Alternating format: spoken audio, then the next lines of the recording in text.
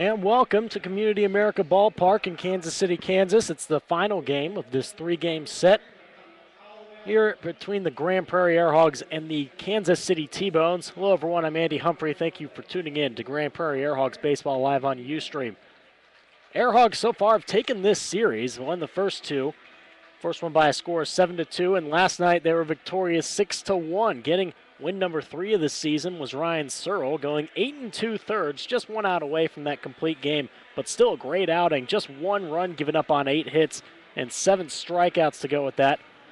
Last night's losing pitcher for Kansas City was Daniel Baroni, moving to 5-3. Only went 5 innings in last night's contest. T-Bones tonight will send Casey Barnes, who will make his second start this season for the T-Bones. Barnes in his first start with the team against Sioux Falls on Saturday pitched 5 innings, only gave up 1 run on 6 hits and earned his first win in his T-Bones debut. He is a right-handed starting pitcher, 6 feet tall, 180 pounds, 26 years old, from Tempe, Arizona. Last team he played for was Long Island in the Frontier League, and he will face this lineup from the Grand Prairie Airhogs under manager Eric Champion. Leading it off is the shortstop Jimmy Mojica. Then batting second, Alex Nunez at second base. Batting third, Abel Nieves in right field. Batting fourth, Jason Botts at first. Batting fifth will be Brian Myro, the DH. Batting sixth, Vince DeFazio, the catcher. Batting seventh, Matthew Burns at third. Batting eighth will be Madison Carter in left field. And batting ninth will be Eric Baker, the center fielder. So Jimmy Mojica leads it off. Mojica, a former Kansas City T-Bone, played here in 2012. He's bounced around a lot in the American Association throughout his long career. The windup in the first pitch from Casey Barnes, right down the middle for a strike. 7:08 p.m. is our start time here in Kansas City. Mojica in last night's contest went 0 for 4. Did drive in a run on a sac bunt, a squeeze bunt that is. That came in the third inning as he fouls off another pitch. It's 0-2. In the first game of this 3-game set, he blasted a 2-run home run in the ninth. His first home run of the season. A righty against a righty, the 0-2 pitch from Barnes. That one's upstairs on the fastball. It's now a ball and 2 strikes to Mojica, who not only played here for the T-Bones in 2012, but he also played his college ball in the area for a small community college around here in Kansas City.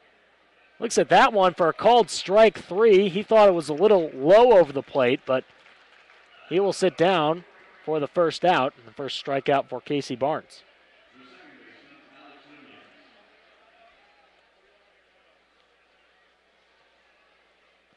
The next batter is Alex Nunez. Nunez last night 1 for 4.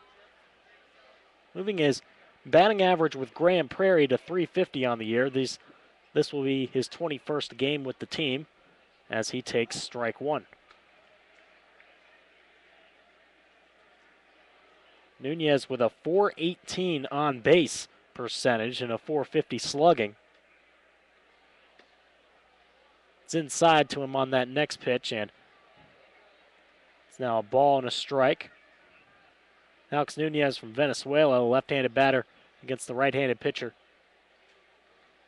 Here's the 1-1. Line foul down the left side and bouncing off the stands and back onto the field of play.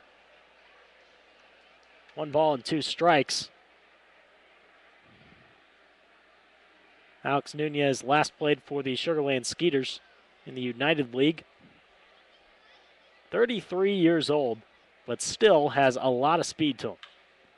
Chops this one to first base, and making the stop and going to first himself is Nick Schwanner for out number 2. Nick Schwanner is at first for the T-Bones. Then at second base is Danny Rechar. Then at shortstop, Vladimir Frias. At third base, TJ Middlestad. In left field, Brian Sabatella. In center field, Robbie Coosdale. In right field, newest signing, Ray Sadler. And the catcher is Brian Erie. 2 outs and nobody on for Abel Nieves. Swings at the first pitch and pops it foul. down the right side and over the roof. Nieves in right field once again tonight. 2 for 4 last night with a run scored and a run driven in. Drove in the run on a fielder's choice. Lifts this one in the air to center field. Shallow center, and just a couple steps in for Robbie Coosdale to make the grab. And it's a 1-2-3 inning for Barnes to start off his second start with the T-Bones, and they will come to bat next in the bottom of the first. Still no score here at Community America Ballpark. You're listening to Grand Prairie Airhogs Baseball.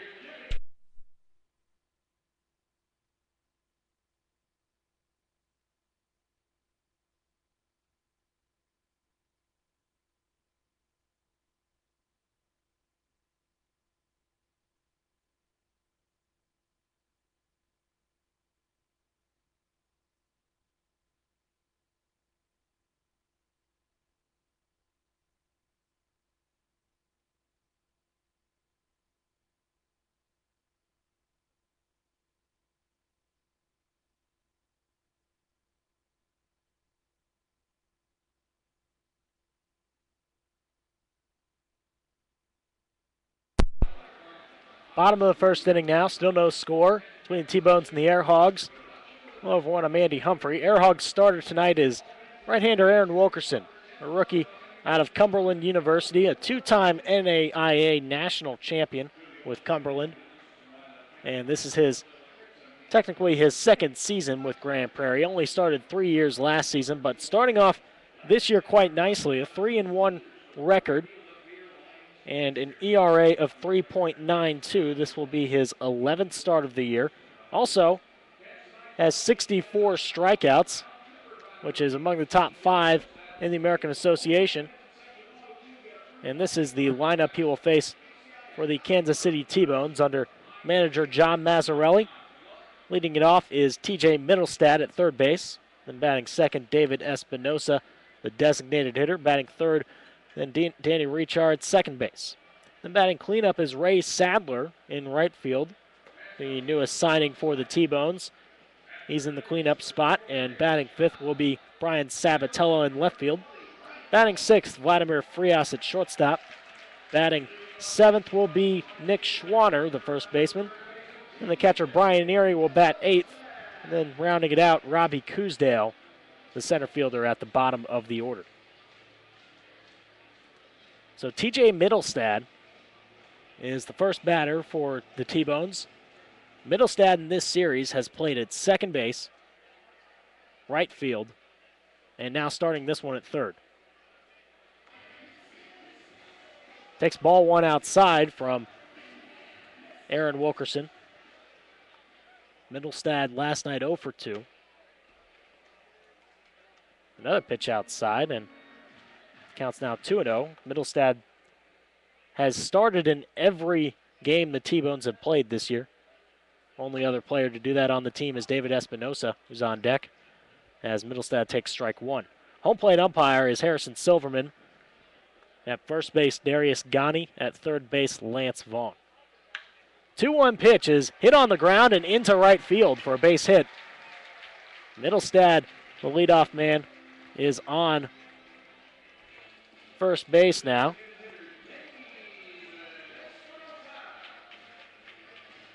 Now it appears that the Airhogs have Brian Myro at first base instead of Jason Botts. At second base is Alex Nunez. At shortstop, Jimmy Mojica. At third, Matthew Burns. In left field, Madison Carter. In center field, Eric Baker. In right field, Abel Nieves. And the catcher is Vince DeFazio. First pitch on the way to David Espinosa. It's just low over the plate for ball one. So Myro taking over the duties at first base instead of Jason Botts. Botts was initially listed as the first baseman and Myro the DH. But those two have switched spots, it appears.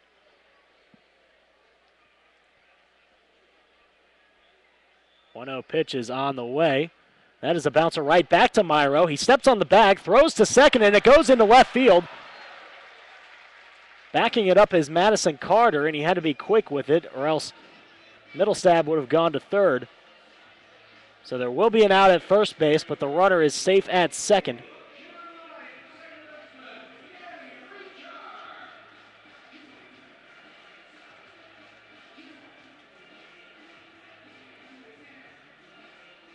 So the next batter is Danny Rechar, the second baseman for the T-Bones.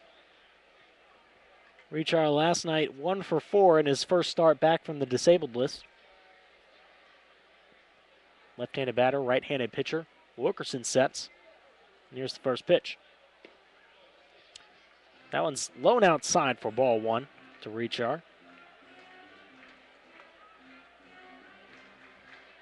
Rechar, a veteran from Lehigh Acres, Florida. 31 years old.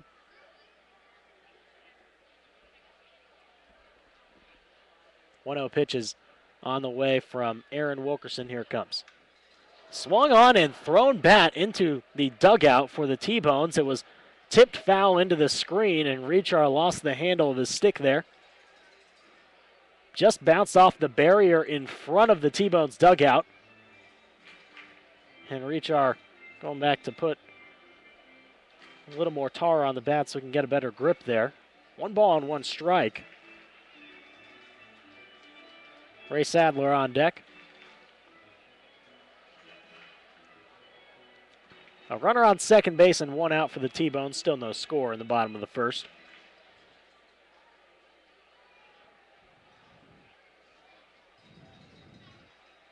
Danny Rechar this year, batting .265. 3 home runs and 31 runs batted in. This one is bounced foul down the first base line. Team leader in RBIs with 31. And a slugging percentage of 397, excuse me. I was looking at his OPS instead of his slugging. 1 ball and 2 strikes to Rechar. The pitch from Aaron Wilkerson is on the way. That is a slow bouncer right back to the pitcher. Wilkerson is going to have to go to first base, and he just barely gets the out. Initially, he wanted to try and get the runner at third as Middlestab was running on the play. He'll be safe at third base, and then Wilkerson all of a sudden had to go and get at least 1 out, so he barely beat the runner Rechar by about a full step at first base, and it's out number 2.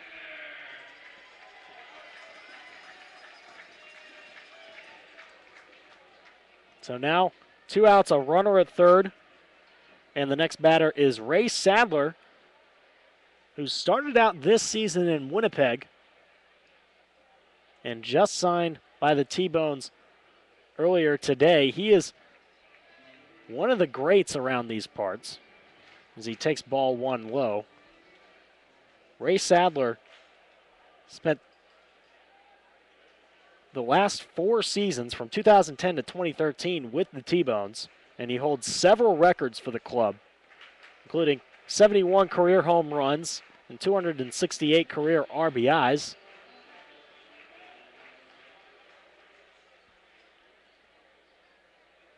The 1-1 pitch from Wilkerson's on the way. Strike 2 called, and Sadler's behind 1 ball and 2 strikes. Sadler first faced off against the Airhogs this year when Grand Prairie went up to visit the Winnipeg Goldeyes back in early June. 1-2 pitch swung on and missed, dropped by DeFazio, but he quickly tagged Sadler for the out. And a strikeout ends the first inning for Wilkerson. No runs there on 1 hit, a man stranded on third base for the T-Bones, and it's still scoreless as we move to the second inning. You're listening to Grand Prairie Airhogs Baseball.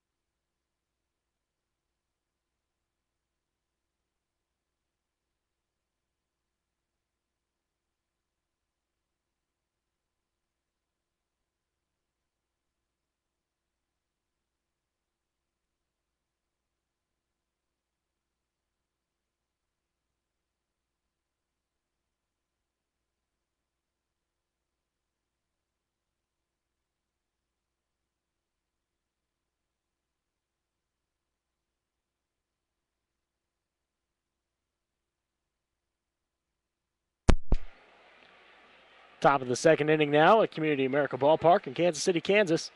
Still no score as we start the top of the inning. Jason Botts will be the batter for Grand Prairie. And Botts back in the DH spot, not playing at first as it was initially announced earlier in the lineup. But Botts in the DH position and also wearing a new number. He's got the 99 on his back now instead of number 25. And the first pitch on the way from Casey Barnes. Fastball, it hit the outside edge there for strike one. Looked to be a little too outside, but Botts taking that one for an 0-1 count against him. Brian Myro, who is at first base, will be on deck. And then after him, Vince Stefazio in this top of the second. Another pitch taken by Botts. This one's low for ball one. Botts in last night's game 0 for 4. 271 average for him this season. Here's the 1-1. Over the plate, put low on a fastball.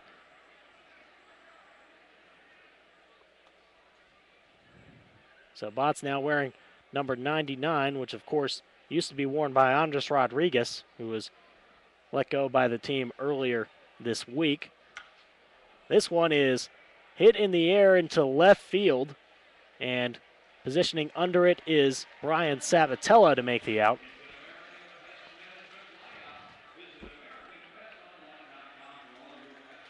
So Botts is out number one in the top of the second inning. And the next batter is Brian Myro. Myro in last night's game went 2 for 4 with a couple of singles, also scored a run in the sixth. Left-handed batter, right-handed pitcher. The windup and the first delivery to Myro is taken low for ball one.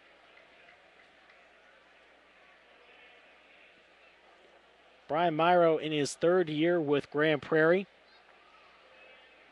And started off this one a little late as he was still recovering from his injury that ended his 2013 season. Now serving as a player coach for the team. Was listed as the hitting coach for the first half of this year before being activated from the DL a couple weeks ago. In fact, 2 weeks ago to the day, or actually 2 weeks from yesterday, as he debuted in the doubleheader against Wichita on Wednesday of 2 weeks ago. He's now got a 3 balls and 1 strike count with Vince Stefazio on deck. Airhogs and T-Bones still scoreless in the series finale of this 3-game set. This one is hit hard but foul down the right field side. It's going to slash out of play. Count moves full to 3-2.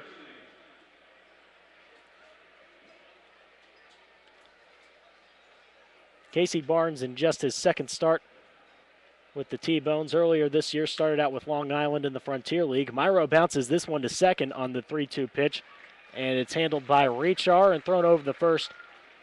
2 down in the second.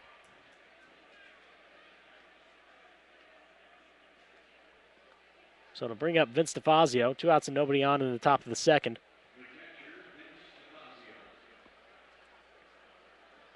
Stefazio went 1 for 4 last night, driving in a run in the sixth on a double, and then later scoring in the inning as the Airhogs put up 3 in the third and 3 in the sixth of last night's game to win it 6-1. First pitch is low and outside to Stefazio. Airhogs on the year are 21-30.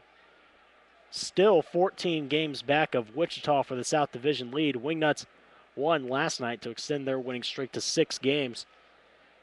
As that's another pitch low to Stefazio, 2-0. On the other hand, the T-Bones are 25-27. Now in third place in the Central, but 4.5 behind Gary South Shore for the division lead. 2-0 pitch is hit on the ground to shortstop. Frias Fields turns around and makes the throw in time to nab Stefazio for out number 3. A nice play by Frias and another 1-2-3 inning for Casey Barnes. Moved to the bottom of the second inning with still no score between the Air Hogs and the T-Bones. You're listening to Grand Prairie Air Hogs Baseball.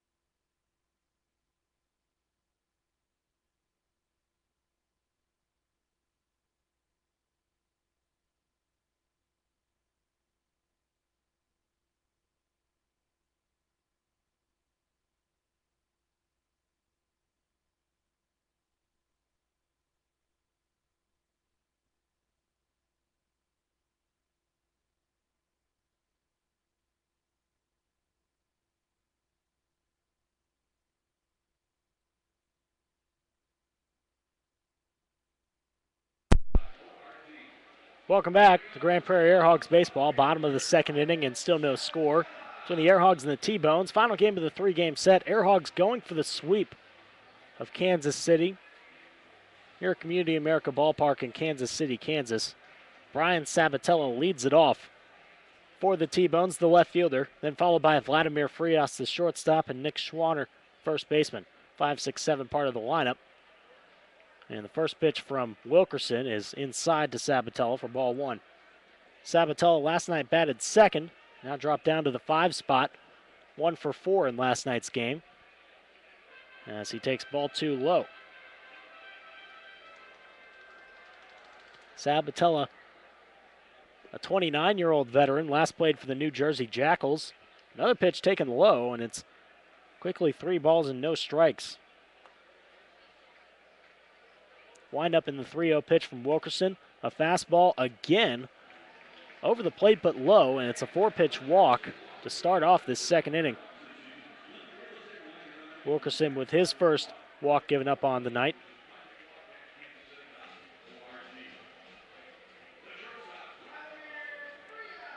So leadoff man is on with nobody out. Vladimir Frias, the next batter. Frias 2 for 4 in last night's game, .293 batting average on the season. A left-handed batter against a right-handed pitcher. Wilkerson from the stretch delivers.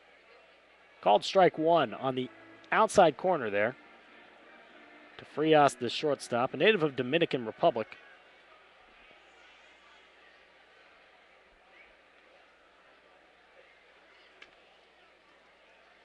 Here's the 1-0-1 pitch. A foul tip by Frias on that swing, and it's 0-2. On deck for the T-Bones, Nick Schwanner. A runner at first and nobody out. Air Hogs going for the sweep. Still scoreless in the bottom of the second. That is jammed into fair territory down the left field line, out of reach of Burns. And going for second base is Frias, and he will be safe under the tag from Nunez. Well, that was a looper into left field, just over the glove of Matt Burns at third base.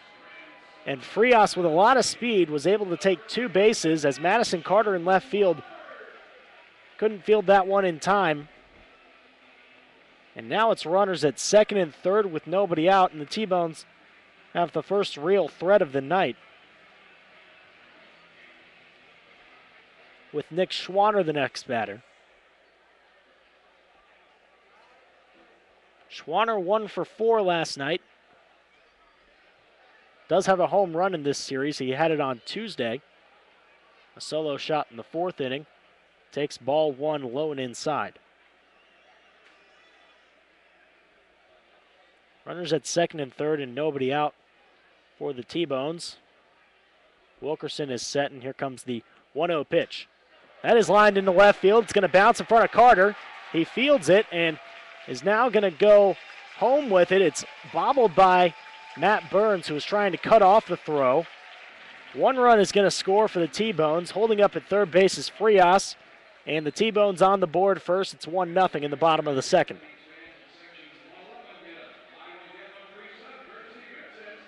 RBI single for Schwanner. He's now got 16 runs batted in for the team. And still nobody out, with runners at first and third. Next batter is the catcher, Brian Erie.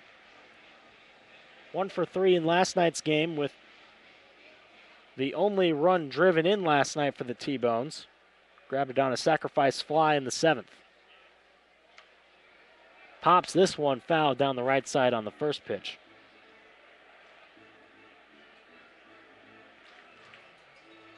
So Aaron Wilkerson in an early jam here. Still nobody out, and runners at the corners. Bottom of the second inning, and he's already down 1-0. 0-1 pitch on the way. Runner going to second base. It's high. The throw to second is in time. Nunez with the tag on the first baseman, Schwanner, who will be caught stealing 2-4. And that will be out number 1, as Schwanner gets caught for just the second time this year. He does have 7 stolen bases in 2014, but couldn't grab one on that attempt. And it's a no balls and 2 strike count to Brian Erie. Next pitch outside on the fastball from Wilkerson. 1 ball and 2 strikes.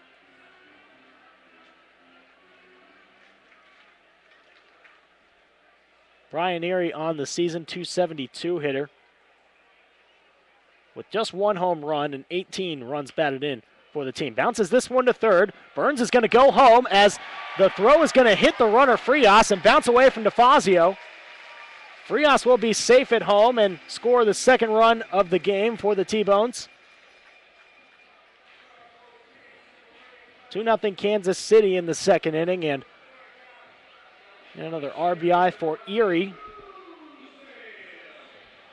as he's safe at first base on the fielder's choice, it appears.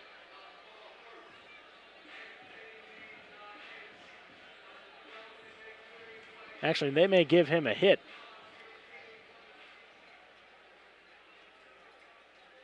As it now shows 3 hits on the board, and they will give him an infield hit there, as Burns tried to go home with it, but it will be an RBI single for Erie as he's on first, and Robbie Coosdale looks at strike 1 from Wilkerson. Coosdale 0 for 3 last night, 2 for 6 in this series. The 0-1 is outside the plate, and it's a ball and a strike to Robbie Coosdale, who's from Lutz, Florida. He's 26 years old and has played his whole career in independent ball. Righty versus righty. Here's the 1-1. Lifted deep in the air in right center field. Eric Baker settling under it now, and he will make the grab. That's 2 down now. Still a runner at first base. That's Brian Erie.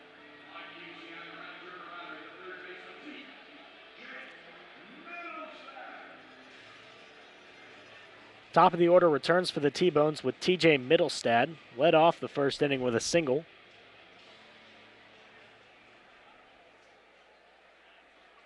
Middlestad in this series is 2 for 8. First pitch to him is taken for strike one on the outside corner. Middlestad at third base. Last night he started at left field. And on Tuesday night he started at third base and then moved to second. So has a lot of versatility in the defensive part of his game.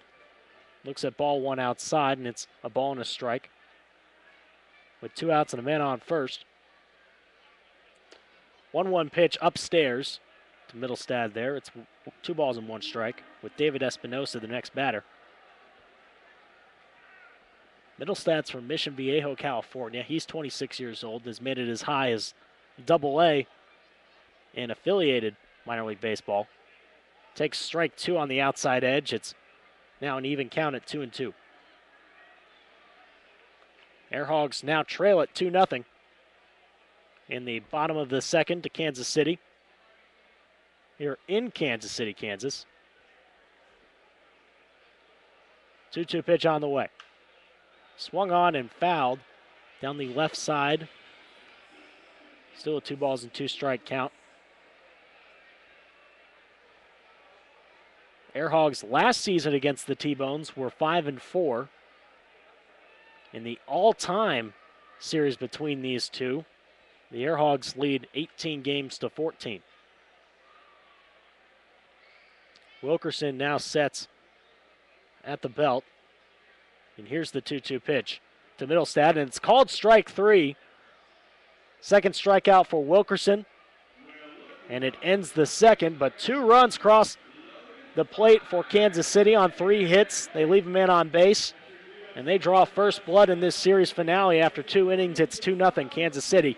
Listening to Grand Prairie Airhogs baseball.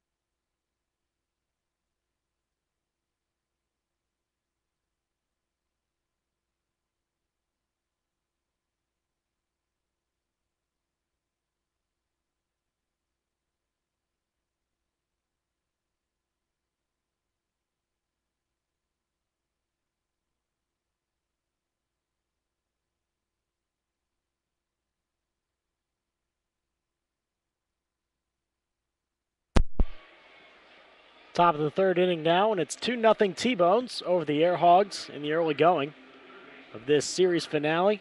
Airhogs are going for the 3-game sweep, and they'll lead off this top of the third with their third baseman, Matthew Burns, and followed by Madison Carter, the left fielder, and Eric Baker, the center fielder. Bottom third of the lineup, and it's comprised entirely of rookies. As the first one is Matt Burns, a rookie out of Northwestern State. Casey Barnes delivers the first pitch, and it's hit on the ground just past the shortstop Frias into left field. As Frias was charging to his right side and just barely couldn't get to it. And Burns with the first base hit by an air hog on the night, and it leads off the third.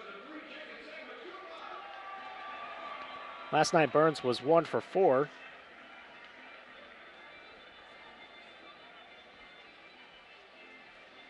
Madison Carter is the next batter. He was also 1 for 4, or he was 2 for 4 last night. Driving in a couple of runs on a double in the 6th inning.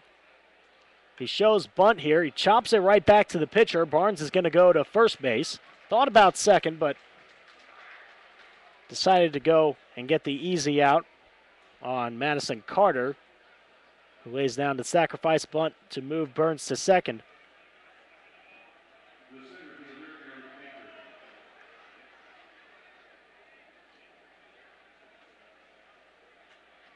Eric Baker will be the batter. Baker last night 1 for 4. Driving in a run in the 6th and scoring later in the 3rd. Actually, he had that RBI in the 3rd inning as well, driving in Matthew Burns. That is lifted into right field on the first pitch, and it will be caught by Ray Sadler for the second out. So far, each batter in this inning for Grand Prairie has put the ball in play on the first pitch. And that's 2 outs with a runner at second base and the next batter, Jimmy Mojica. Struck out looking in the first inning. Former member of the T-Bones, played for the team in 2012. Last year he played for Laredo. Righty versus righty. Barnes sets from the stretch. Burns at second base, 2 outs in the top of the 3rd. Strike 1 taken by Jimmy Mojica on the inside corner there. Mojica getting a little bit more of a neutral reception here against one of his former teams. Certainly did not receive that in Laredo. 1-0 pitch is swung on and popped into the screen. Straight back, and it's 0-2. Alex Nunez is waiting on deck. After tonight, these two teams will face off again in another 3-game set 2 weeks from now. That one will also take place here at Community America Ballpark. 0-2 pitch is low and outside to Mojica, making it 1-2.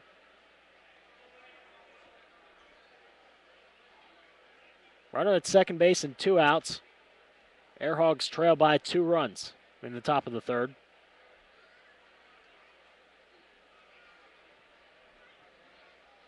Here's the 1-2 pitch to Mojica. It's popped up into right center field. Calling off the center fielder is Ray Sadler, the right fielder. He will make another grab in this 3rd inning to end the frame. And after 1 hit and no runs scored, we will move to the bottom of the 3rd inning with a score still in favor of the T-Bones, 2-0. You're listening to Grand Prairie Air Hogs Baseball.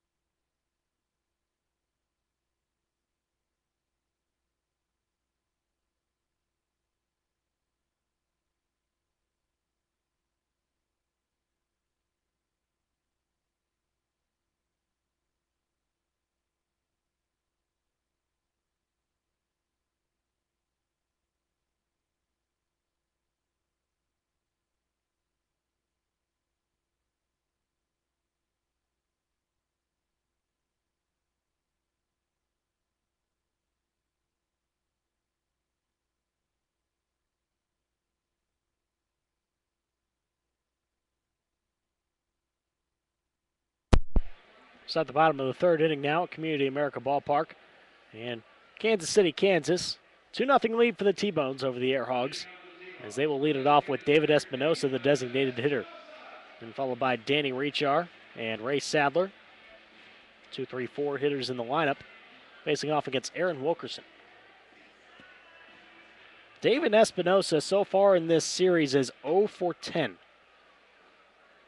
Has dropped his batting average down to 307. It's still the best mark on the team as he takes strike one, but Espinosa was just hovering over 320 at the start of this series, and now trying to stay above 300.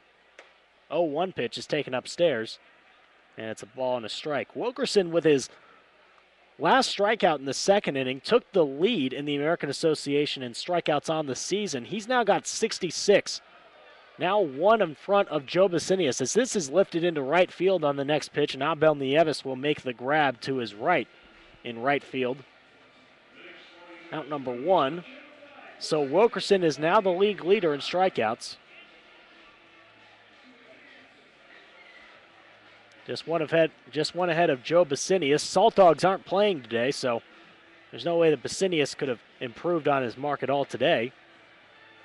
In third place is Ben Moore of Sioux Falls with 59, and he's in a three-way tie with Stephen Hissick of Gary South Shore and Patrick Johnson of Sioux City. So Wilkerson now the sole leader in that category and trying to pad that lead a little more, as he's got 2 strikeouts tonight and looking for more. In his last start, he had 5. Delivers ball 2 to Danny Rechar.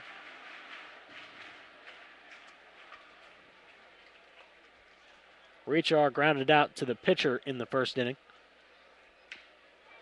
This one is lined to Nunez. He'll field it on one hop and throw to first for out number 2.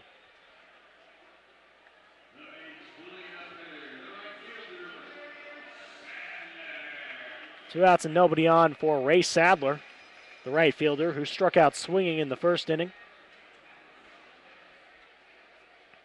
Sadler back to his former club from Winnipeg. A former major leaguer, played for the Washington Nationals for a period, as well as the Philadelphia Phillies. Takes strike one.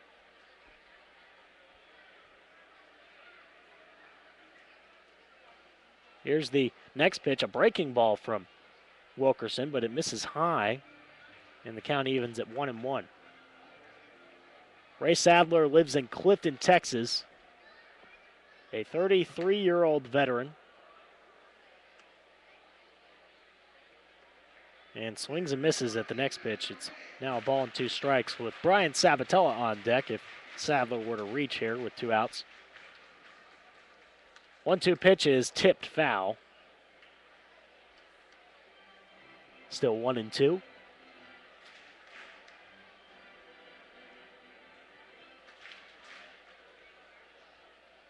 Right-handed batter, right-handed pitcher. The windup and the 1-2 pitch from Wilkerson is inside to Sadler. Now 2 balls and 2 strikes. Aaron Wilkerson came to Grand Prairie late last season from the Fort Worth Cats. This is his second professional year. Swing and a miss. And yet another strikeout for Wilkerson. That gives him 3 on the night and 67 on the season for the current leader in strikeouts in the American Association. It ends the third inning 1-2-3 for the rookie starter. And after 3 innings, it's still 2-0 T-Bones. You're listening to Grand Prairie Air Hogs Baseball.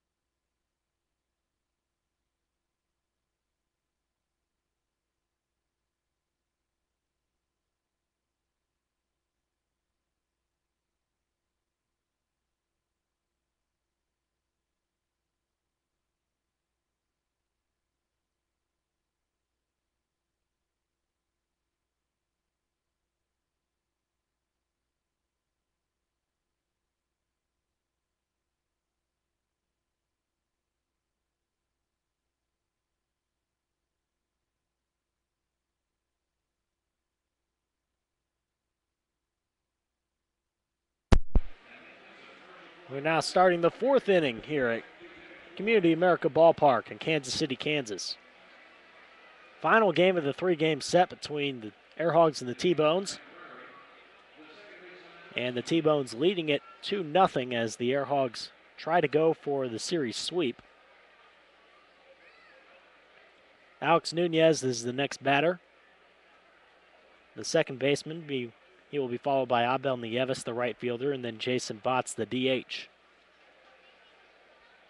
First pitch from Casey Barnes, outside, and it's ball one. Nunez grounded out to the pitcher in the first inning. Last night went 1 for 4. 1-0 pitch is popped foul down the left side. Nothing in, or it's now a ball and a strike, excuse me. The last time this season that the Air Hogs swept a series against the team was back in late May/early June against the Amarillo Sox. This is a bunt down the third base line, or the first base line, excuse me, and Nunez is going to be safe on the bunt single. That was just about as perfect of a bunt as you could lay down if you're trying to get on base. And Nunez, with a lot of speed, able to place that perfectly down the first base line, and all of a sudden Rechar, who was charging for it, no longer had a play at first base. And Nunez leads it off with an infield single.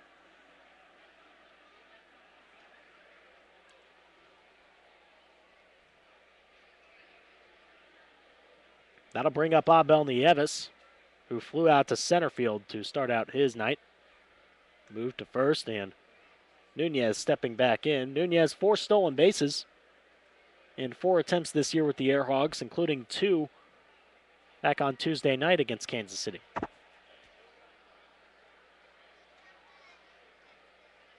Here's the first pitch to Nieves. It's upstairs, and Nieves takes it for ball 1.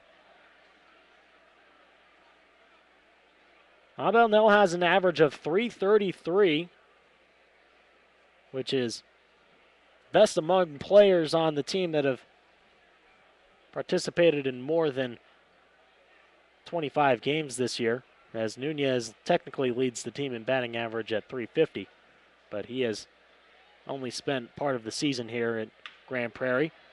Nieves bounces that one to shortstop. Frias with the turn to second base, and now over to first. Safe is the call as Schwanner was drifting off the bag. It was a great play by the shortstop Frias to throw across his body to second base, and then an even better turn from Rechar, who also had to make a similar throw to first, but it took Nick Schwanner just a little bit off the bag, and Nieves will be safe at first base with 1 out.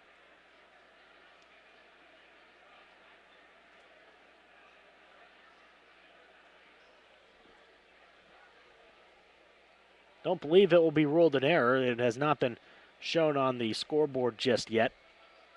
Probably a fielder's choice for Abel Nieves, as Jason Botts is the next batter. He takes ball 1 outside. Botts flew out to left field in the second.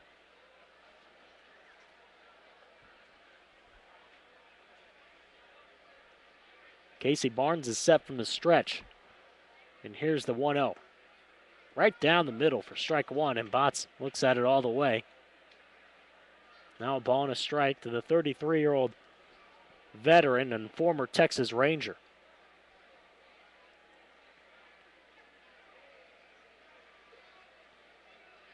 Switch hitter batting lefty against the right-handed pitcher Barnes. Here is the 1-1, lined into the foul screen, and it's now a ball and 2 strikes.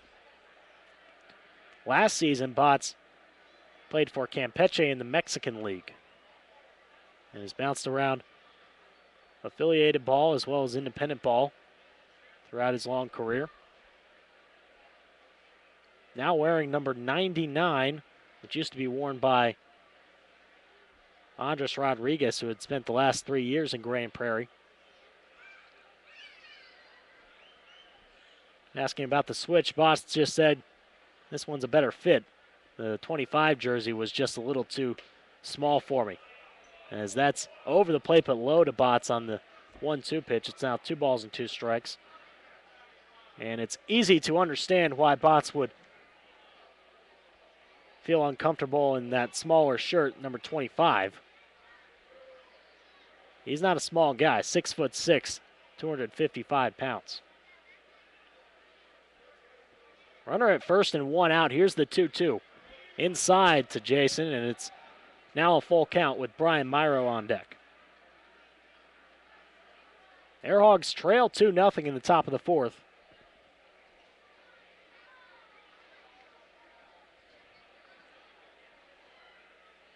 Grand Prairie was able to overcome a 2-run deficit on Tuesday night, as that's a move to first on Nieves and getting back in before the throw. Airhogs were able to put up 4 runs in the 6th inning of Tuesday night's game after the T-Bones took a 2-0 lead in the 4th. That is going to be a fair ball down the line at first base on the looper. And coming home is Abel Nieves. The throw from right field will not come to the plate, and Nieves puts the Airhogs on the board. RBI double for Jason Botts. And he leads the team in doubles with, right there, number 18 on the season. Cuts the deficit in half. It's 2-1 T-Bones. And that was just a looper over the first baseman's head. It was just about an inch inside fair territory down the right field line. And that will bring up Brian Myro, the first baseman, with 1 out and now runner at second base. He also loses handle of his bat. He tips it straight into the ground for strike 1.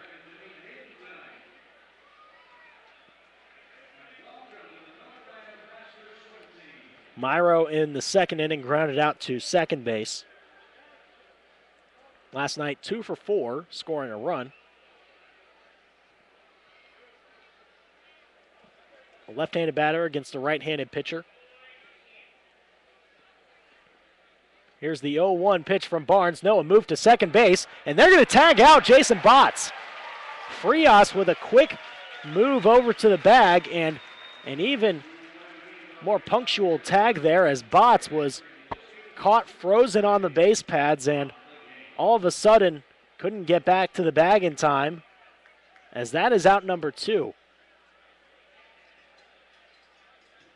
I don't think Botts was thinking about whether or not he would be picked off there as he was leading off.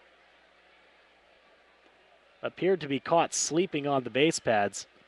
And you don't see that very often from a 33-year-old veteran, but he's out number 2, and the bases are now empty with 2 outs, and Myro faces this 1-1 pitch, swing and a miss. Got a little bit of piece on the foul tip, actually, but into the mitt of Brian Erie, and a 1-2-strike count to Brian Myro.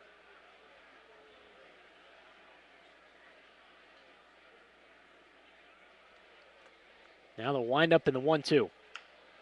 That is a check swing and bounce foul down the third base line. Still 1-2 against Myro, who tried to hold up on the swing, but it caught a little bit of a piece of his bat there. Myro in his 3rd season with Grand Prairie. In 2012, Myro batted with an average of .364, which is good for the 2nd best season batting average in Airhogs history. Upstairs to Myro there. It's now a 2-2-strike count.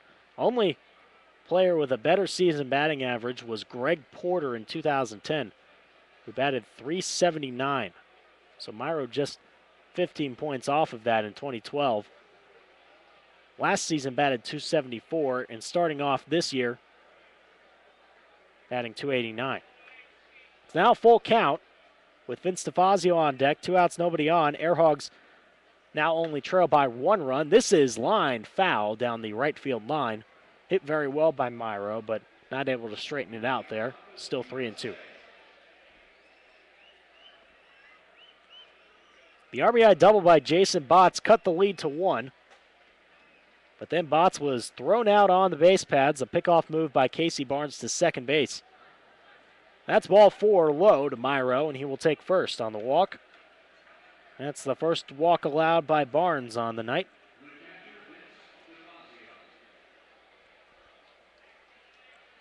Next batter is Vince DeFazio, who grounded out to shortstop in the second. Fazio last night drove in a run on a double. He later scored in the 6th inning as well. Righty versus righty. Here's the first pitch from Barnes. It's called strike 1 right down the middle. Brian Myro is at first base. Last night he was caught stealing, but don't expect him to run on this play with 2 outs in. The Airhogs trailing by 1. Myro tried to steal a base last night when the Airhogs still had a 5-run lead. A ball and a strike now to Vince DeFazio with Matt Burns on deck. DeFazio, a former minor league prospect of the Texas Rangers, played for Single A Myrtle Beach in 2012. Called strike 2 to DeFazio. It's a ball and 2 strikes to the 28-year-old catcher. A runner at first base and 2 outs in the top of the 4th inning. Airhogs trail it 2-1 in the series finale. Time is called by DeFazio.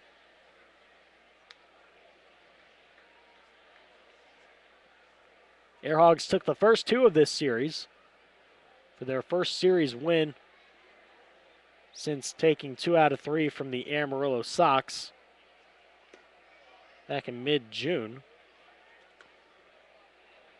That's out of the zone on the next pitch. It's 2-2 to DeFazio.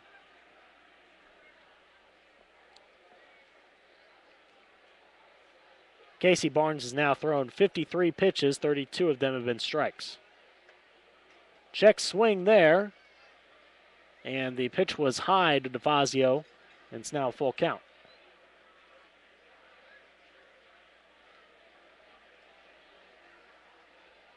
DeFazio on the year is just batting .235. Shares time behind the plate with Mitch Abeda, the other catcher on the roster for Grand Prairie. The 3-2 payoff, runner going. Lined right up the middle and into center field. A base hit for DeFazio extends the inning here.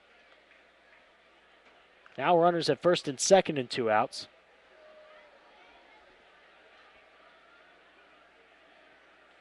Matthew Burns is the next batter.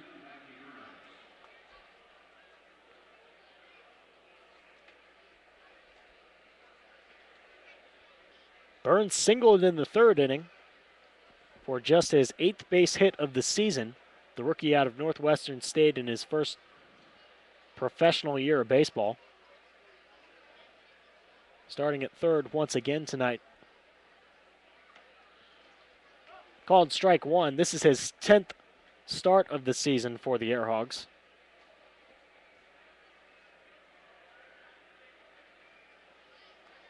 With runners in scoring position, Burns on the season is just 0 for 1. That is called strike 2.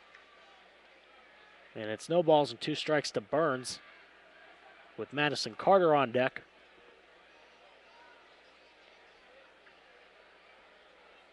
Tying run is at second in this top of the 4th inning. Here's the 0-2. Upstairs. And it's now 1 ball and 2 strikes to Matthew Burns, wearing number 2 and playing at 3rd base tonight. Just 23 years old.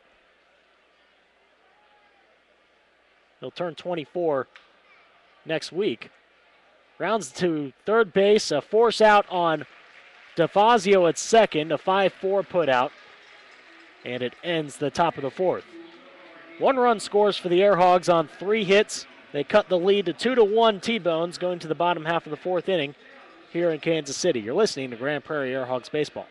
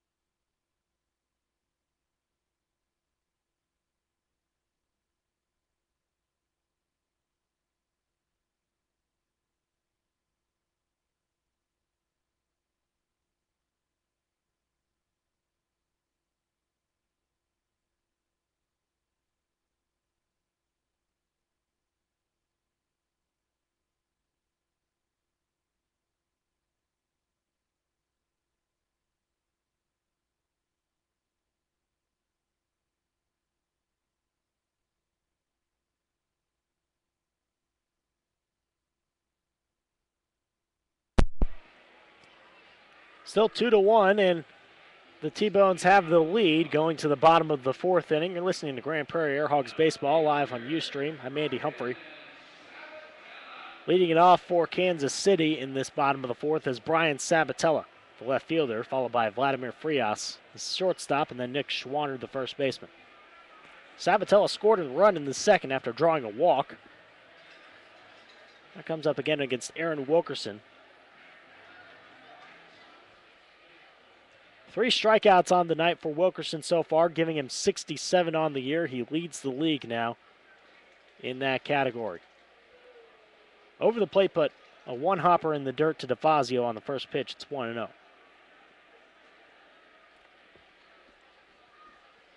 Sabatella last night went 1 for 4, bringing his average to 300 on the season. Called strike one by home plate umpire Harrison Silverman. It's a ball and a strike. A right-hander against a right-hander here. The windup in the 1-1 from Wilkerson. Swung on and missed on the changeup. And it's now 1-2. To Brian Sabatella playing in left field. On Tuesday, he started in right field. Next pitch is bounced to Jimmy Mojica at shortstop on the ground. He will make the throw to first base, just beating Sabatella by about a step and a half. It's out number 1. Next batter, Vladimir Frias. Frias is a native of the Dominican Republic.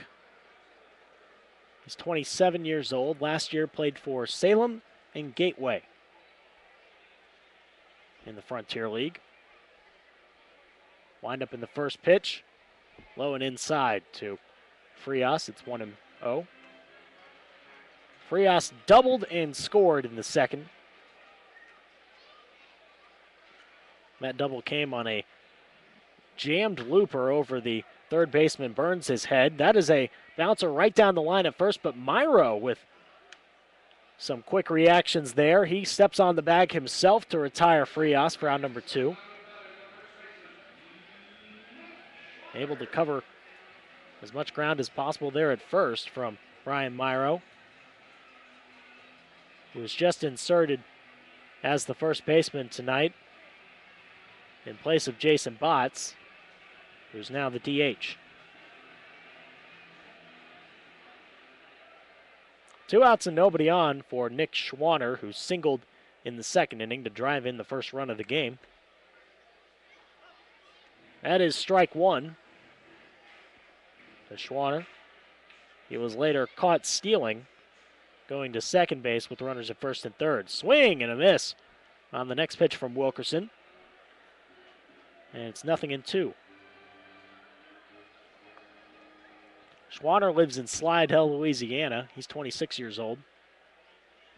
And last season played for Evansville. 0-2 pitch is lifted in the air to center. Baker with a few steps to his right side, and he will make the grab.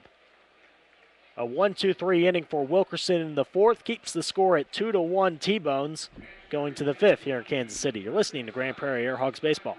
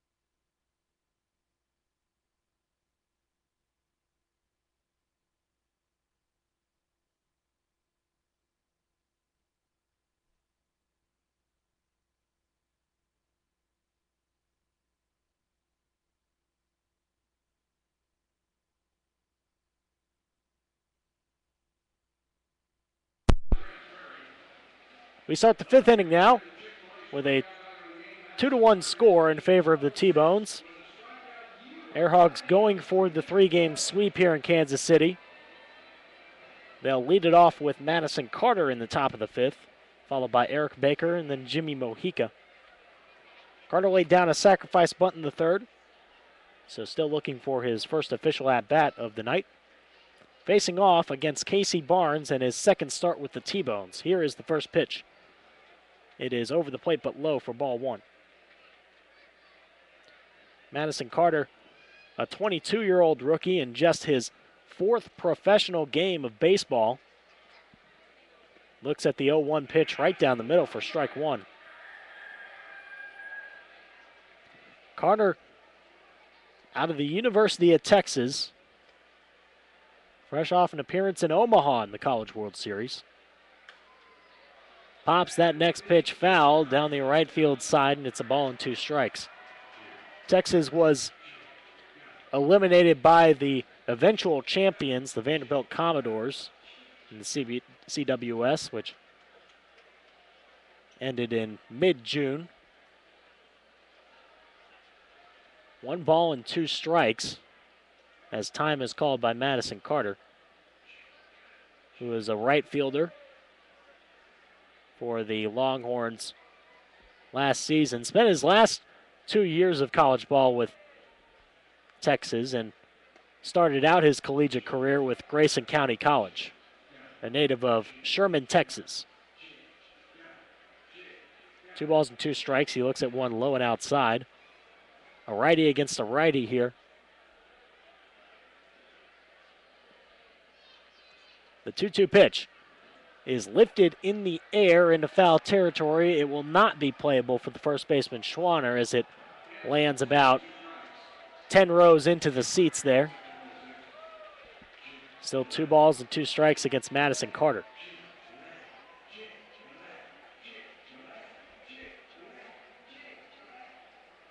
Carter is one of 7 rookies on this Airhogs roster and 3 rookie position players. Swing and a miss there.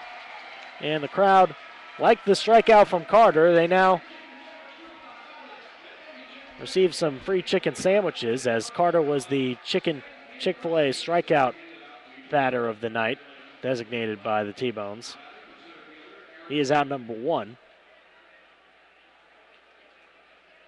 Second strikeout of the game for Barnes, and the next batter is Eric Baker.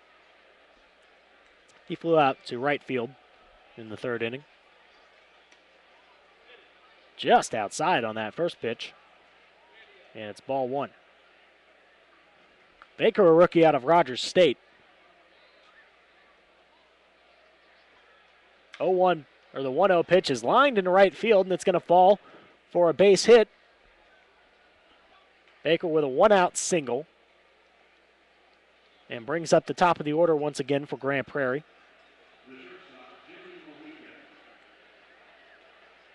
Jimmy Mojica is 0 for 2. Struck out looking in the 1st and flew out to right field in the 3rd. Right-handed batter, right-handed pitcher.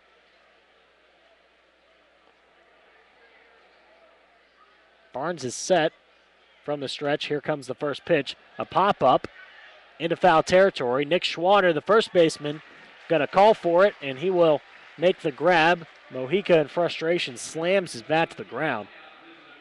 He fouls out to the first baseman, Schwanner, on the first pitch from Barnes, and it's out number 2.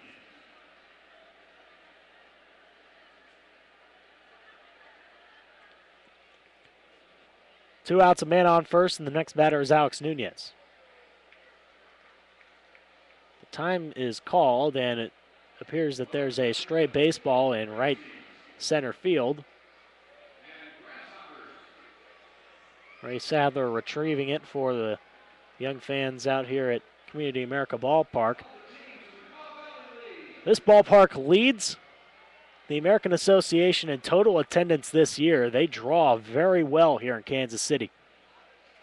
And a very nice crowd here tonight as they have invited a lot of Little League teams to come out to the game. They got to walk out on the field beforehand And a nice little parade around the warning track here at Community America Ballpark. Alex Nunez takes strike one on the outside corner. He's 1 for 2 on the night with a bunt single in the 4th inning.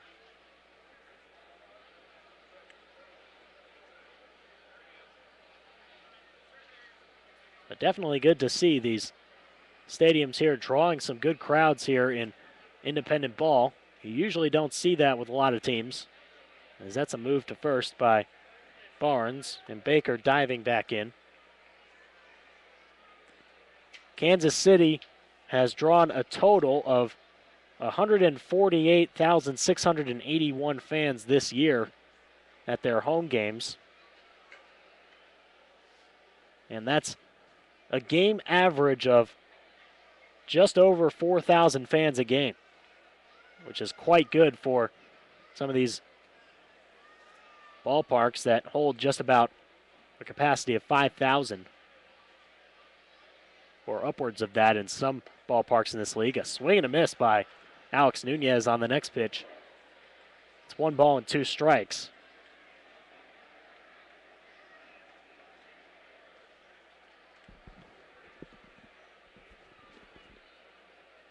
A runner at first base and 2 outs in the top of the 5th for the Airhogs. They trail by 1 run to Kansas City. 1 ball and 2 strikes to Alex Nunez, the left-handed batter against the right-handed pitcher. The 1-2 is on the way. A check swing. No, he said he went around the home plate umpire, Harrison Silverman, and Nunez doesn't like the call, but he strikes out to end the top of the 5th. No run score on 1 hit. Airhogs strand 1 on the base pads. And it is still 2-1 T-Bones going to the bottom half of the 5th inning. You're listening to Grand Prairie Airhogs Baseball.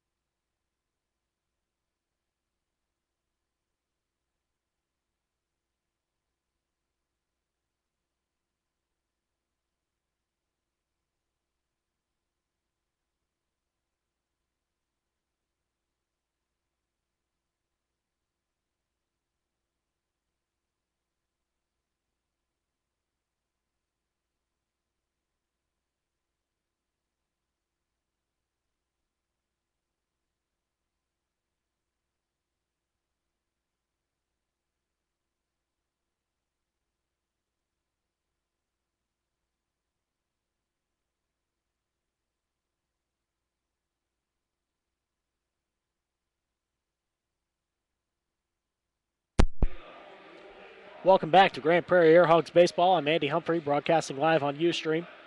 Bottom of the 5th inning here at Community America Ballpark in Kansas City. T-Bones with a 2-1 lead over the Airhogs. They'll send Brian Erie to the plate first in this bottom of the 5th, followed by Robbie Coosdale and then TJ Middlestat.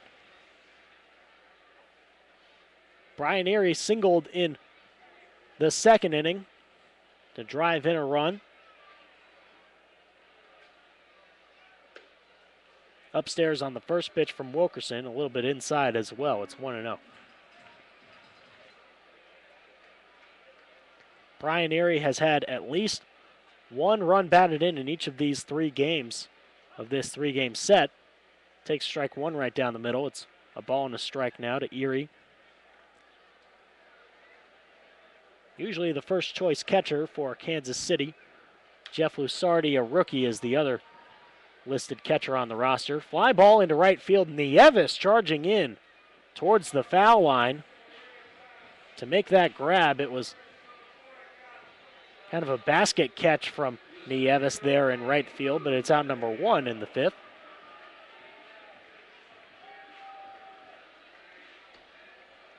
And it'll bring up the center fielder, Robbie Coosdale, who's 0 for 1 with a fly out to center. Went 0 for 3 in last night's game. .224 hitter this season for the T-Bones. First pitch is taken for strike one, again right down the middle from Aaron Wilkerson. He's got 3 strikeouts on the night.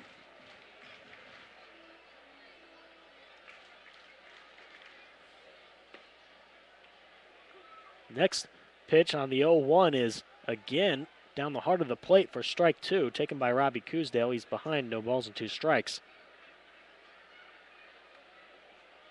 Here's the 0-2 pitch, and it's low and outside this time. 1-2. Airhogs overcame a 2-run deficit in Tuesday night's game as the T-Bones held a 2-run lead until the 6th inning when the Airhogs put up 4 runs.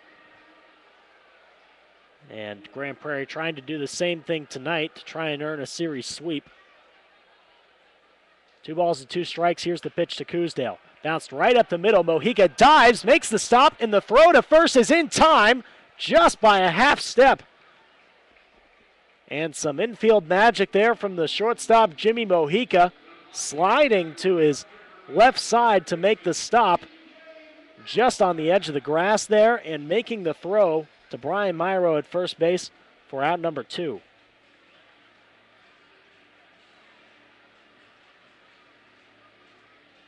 So it'll bring up TJ Middlestad, the leadoff hitter for the T-Bones. He's 1 for 2 with a single in the first. Struck out looking in the second, and he takes strike 1 on the outside corner there.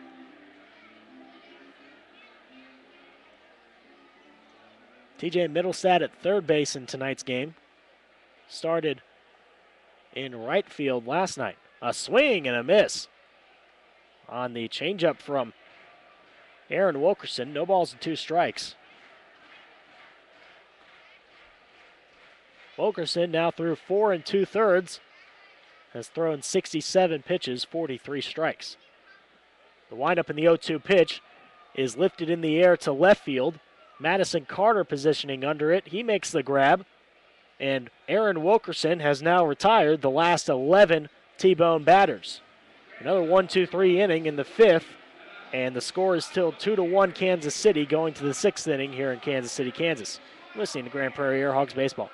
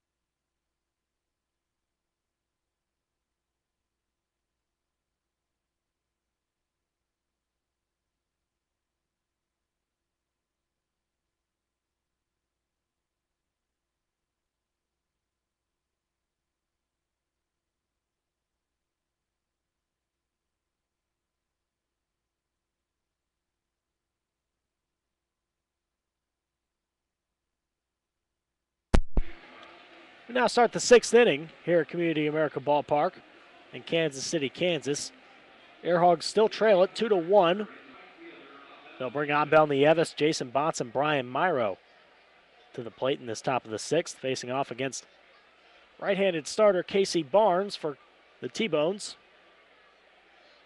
Barnes is in just his 2nd start with Kansas City this year. Got a win on Saturday against Sioux Falls in his debut, pitching 5 innings and only giving up 1 run on 6 hits.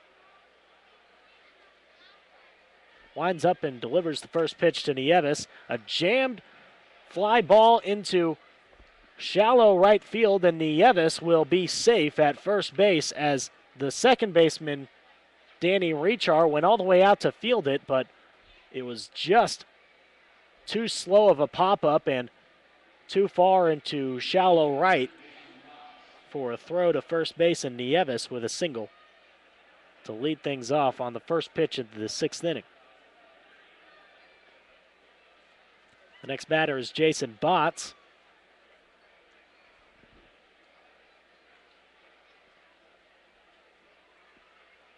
Botts 1 for 2 with an RBI double in the 4th. Swings and bounces this one foul to the left of the field here, and it's no balls and 1 strike.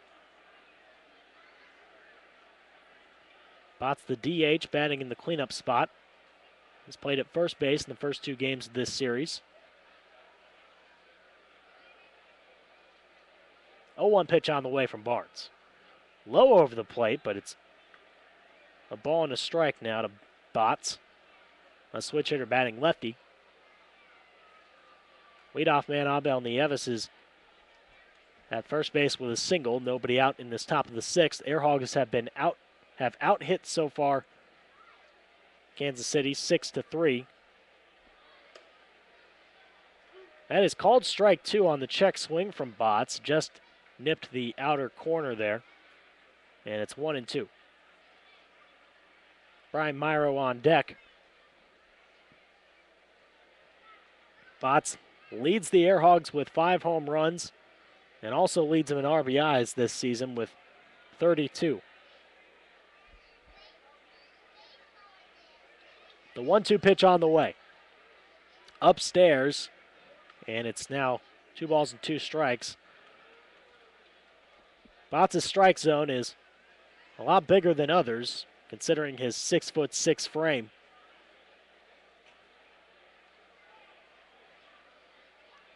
A left-handed batter, a right-handed pitcher, a runner at first and nobody out.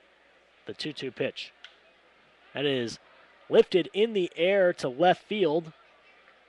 Underneath it to make the catch is Brian Sabatella, the left fielder, 1 down.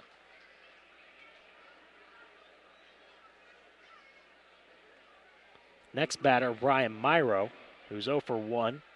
Grounded out to second in the 2nd inning. Drew a walk in the 4th.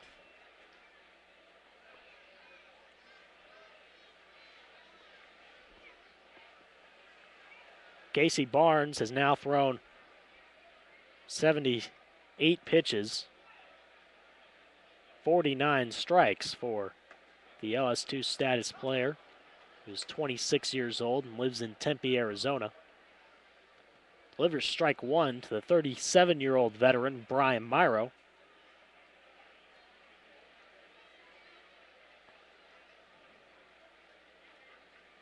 The 0-1 pitch is on the way. That is hit a long way into right field. It's actually going to drop in front of Ray Sadler, the first baseman in fair territory. Going from first to third is Nieves on the single by Myro. It appeared that that one was going to travel a little further than it actually did when it came off the bat of Myro, but then landed just a few feet inside the foul line and in front of the right fielder Ray Sadler for a single for Myro. He's 1 for 2, and now puts runners at first and third with just 1 out in this top of the 6th. Airhogs have the tying run 90 feet away.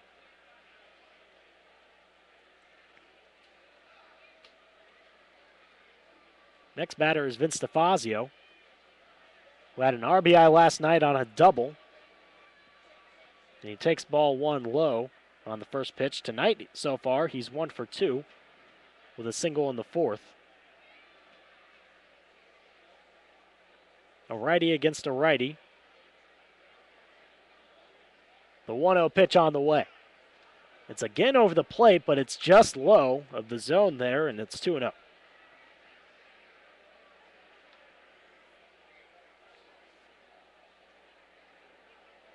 DeFazio hitting just .225 this year with runners in scoring position. Runners at the corners right now for the Airhogs in the top of the 6th inning, trying to overcome a 2-1 deficit and take a series sweep here. That'll be called strike one on the low end of the zone, and DeFazio not liking the call from home plate umpire Harrison Silverman. 2 balls and 1 strike with Matthew Burns on deck.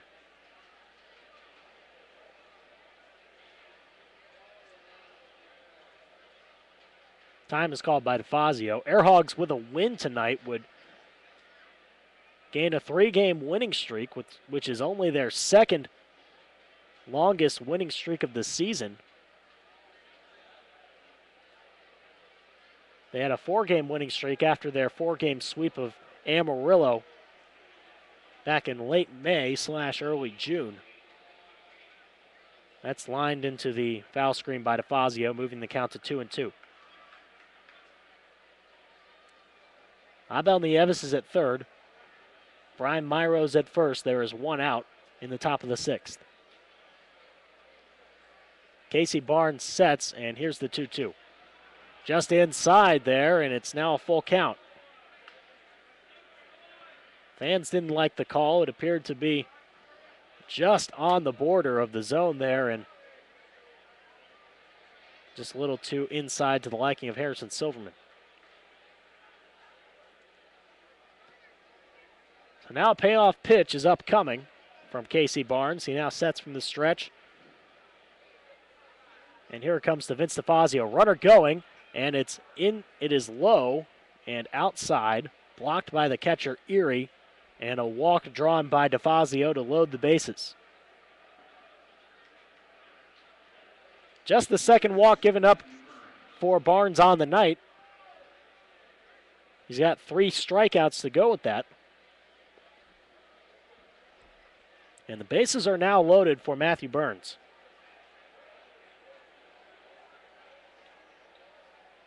Who's 0 for 1 this year with the bases juiced.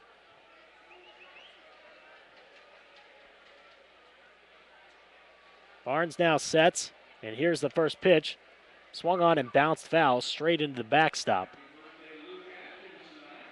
Burns on the night is 1 for 2 with a single in the 3rd inning and a inning-ending fielder's choice in the 4th.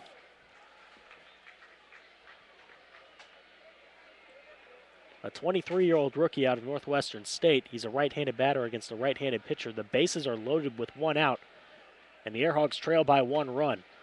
Burns takes that pitch right down the middle, and it's now a ball and a strike. Actually, no balls and 2 strikes, excuse me. Madison Carter is waiting on deck.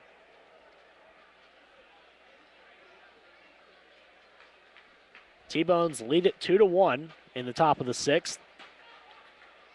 And the Airhogs with a great opportunity here to try and take the lead.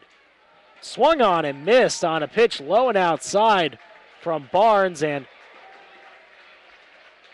Matthew Burns strikes out for out number 2, and wasn't the best pitch to swing at there.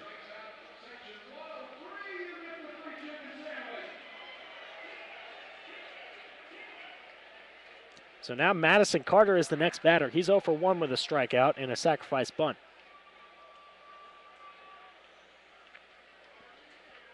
This is the first time in his 4-game career that he has come to the plate with the bases loaded. And he does so with 2 outs. This is hit a long way into left field. It is high and far, and it is a grand slam. No, it is not. A foul ball. And Eric Champion is livid. That is called by Harrison Silverman. A foul ball just drifting outside the foul pole. And Eric Champion at third base can't believe it. Nieves trying to talk with Silverman as well.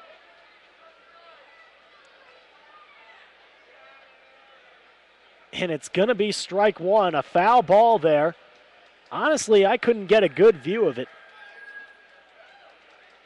Always tough to judge with the gray sky as well as the gray-looking ball in the distance. But it is ruled a foul ball by home plate umpire Harrison Silverman. It would have been a huge bomb if it had been fair. And a big moment for the rookie Madison Carter in just his 4th professional game. Here's the 0-1 pitch. This is lined into left center field, into the gap. It'll bounce, and the left fielder will field it. Coming around is Vince DeFazio. No, he's going to go back to third base, and he's going to be tagged out. 2 runs are going to score, but DeFazio with a mental error there, just a little too far of a turn off of third base on the RBI double by Madison Carter. That ends the inning, but another big hit from the rookie gives the Airhogs a 3-2 lead here in this 6th inning. 2 runs crossed the board on 3 hits. No, 1 man left on base by the Hogs, and they now have a 1-run lead going to the bottom half of the inning. You're listening to Grand Prairie Airhogs Baseball.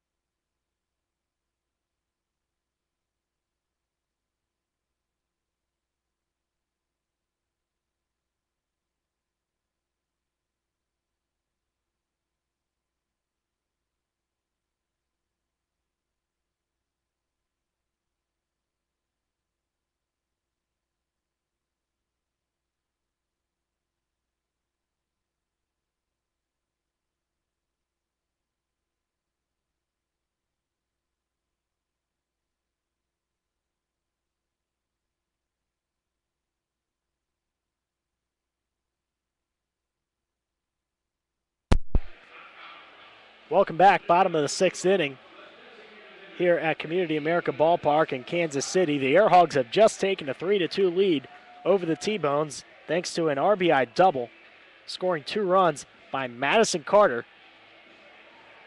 He had another 2-run double last night and now starts off his professional career with the Airhogs with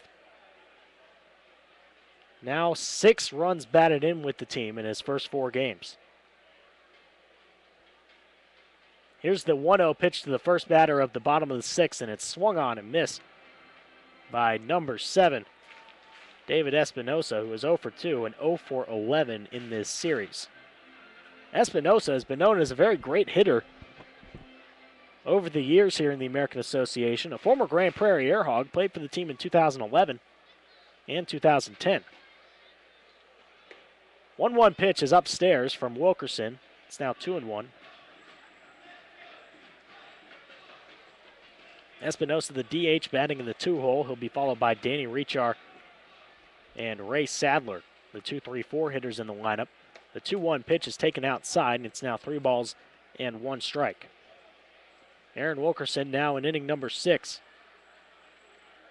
In Wilkerson's last start on Saturday, a no decision, went 6 innings against Lincoln, as that's bounced foul into the T-Bones dugout on the first base side. Wilkerson allowed 4 runs on 7 hits through those 6 innings on Saturday against the Salt Dogs, striking out 5 batters and walking 3. A full count now to Espinosa. Here's the windup and the payoff pitch. It is lined straight to Jimmy Mojica, and he catches it for out number 1. Relatively routine play there for Mojica. He's had 1 great defensive stop in this game. That came in the last inning when he slid to stop a ground ball and then throw to first to nab a speedy Robbie Coosdale for out number 2 of the 5th inning. And records the first out of this 6th and brings up Danny Rechar, who is 0 for 2. Wilkerson delivers the first pitch. It's just missing the inside edge of the zone there for ball one. Rechar a couple of ground outs, one to the pitcher and one to second base. The 1-0 pitch, this time outside, and it's 2 balls and no strikes to the veteran Rechar. Just activated off the disabled list earlier this week. Pinch hit on Tuesday and made his first start back from the DL last night as he went 1 for 4. So I got a 3-0 count against him after another pitch outside from Wilkerson. Here's the windup and the 3-0 delivery. Over the plate but low, and it's a 4-pitch walk to Rechar. So he will reach base for the first time tonight. That is the second walk given up by Wilkerson on the evening. He's got 3 strikeouts to lead the American Association now with 67 on the season. The next batter is Ray Sadler. A righty against a righty here in this matchup. The first pitch from Wilkerson is a fastball low, and DeFazio out to talk with Wilkerson after 5 straight pitches out of the zone. Ray Sadler has struck out twice tonight in his first game back in a Kansas City T-Bones uniform. He spent the last 4 seasons here in Kansas City and holds quite a few offensive records for the team, including career home runs, career RBIs, career extra base hits, single season RBIs, and games played in a season.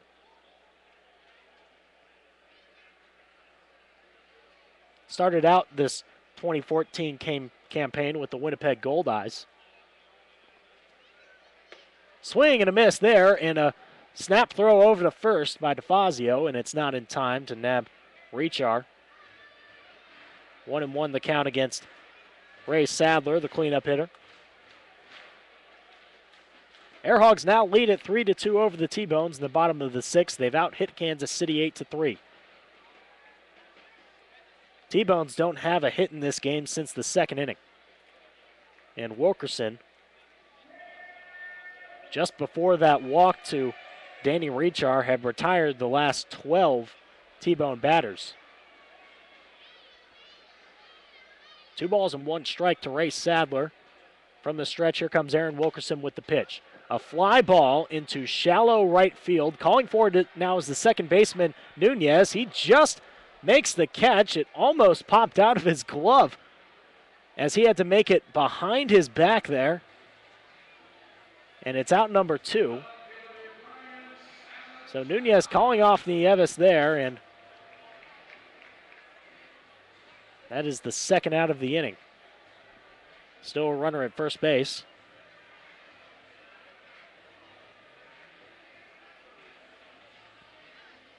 Next batter is Brian Sabatella, the left fielder, who's 0 for 1. Scored a run after drawing a walk in the 2nd inning.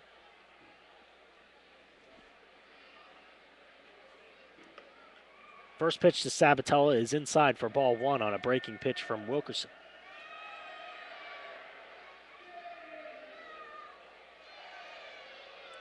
Wilkerson now in this 6th inning has thrown 81 pitches. A fastball this time, and it's right down the middle. Now a 1-1 count against Sabatella, who's now batting .300 this year after going 1 for 4 last night. He's got 2 home runs and 20 runs batted in. Move over to first to try and nab the runner Rechar, but he gets back in. Rechar this year, 4 stolen bases in 5 attempts.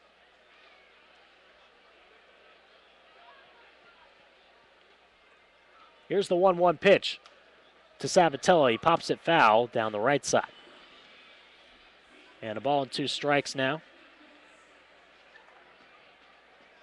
to Brian Sabatella, a 29-year-old veteran outfielder. Last year played in the Can-Am League for the New Jersey Jackals. He has made it as high as single A in affiliated minor league ball. That one is line foul once again into the screen. Still 1-2 the count, with Vladimir Frias on deck for Kansas City if they were to extend the inning here. 2 outs and a runner on first base. Airhogs now leading by a run after tacking on a couple more in the 6th inning. That's a move to first. Time is called by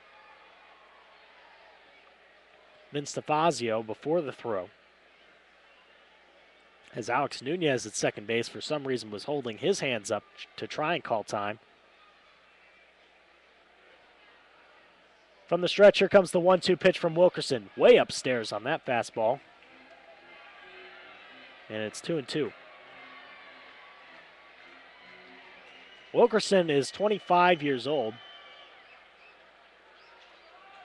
Last year played for the Fort Worth Cats for the majority of this season before coming to Grand Prairie to start just 3 games for the Airhogs. That is a swing and a miss. It was a check swing there by Sabatella, but he went too far around on the pitch, high and inside to him, and he will strike out. That's the 4th K for Wilkerson on the night, and it ends the 6th. No runs, no hits, a man left on base. And we will go to the 7th inning with a 3-2 lead in favor of the Airhogs. You're listening to Grand Prairie Airhogs Baseball.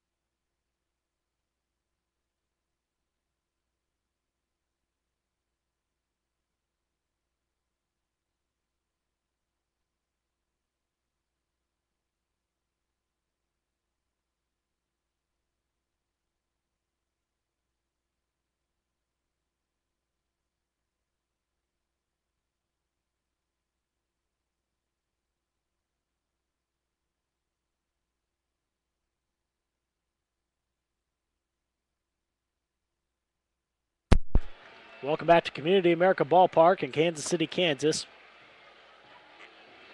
As we're getting ready to start the 7th inning here tonight in this final game of a 3-game set. New pitcher on the mound for Kansas City is right-handed reliever Pat Doyle, who appeared on Tuesday night, pitching an inning and 2/3 against the Airhogs with 1 unearned run given up on no hits, 1 walk, and 1 strikeout in his appearance against Grand Prairie on Tuesday night.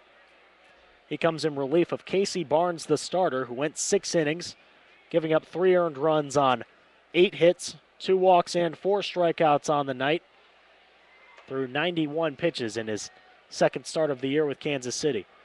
Doyle delivers strike 1 on the first pitch to the first batter of this 7th inning, Eric Baker. He is 1 for 2 with a single in the 5th. Next pitch is bounced to shortstop. Vladimir Frias picks it up off the ground and throws to first. He has got a bullet of an arm, or a cannon of an arm, that is, and it fires some quick bullets out there to first, and that's out number 1 on a speedy Eric Baker, who is a tough ground ball out. He has got some wheels. But he sits down in the 7th, and it'll bring up the top of the order Jimmy Mojica, who is 0 for 3.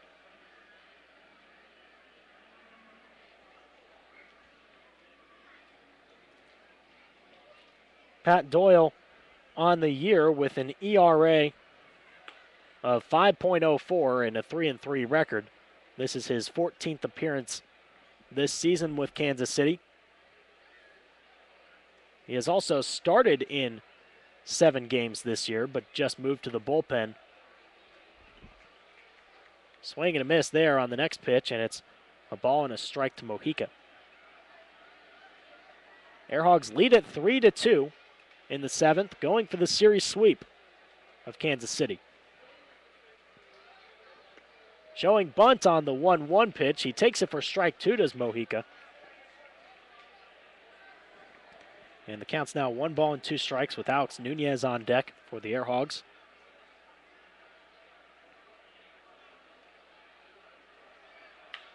Next pitch is on the ground, again fielded by Frias. The throw to first base is going to be offline, and it's going to bounce out of play.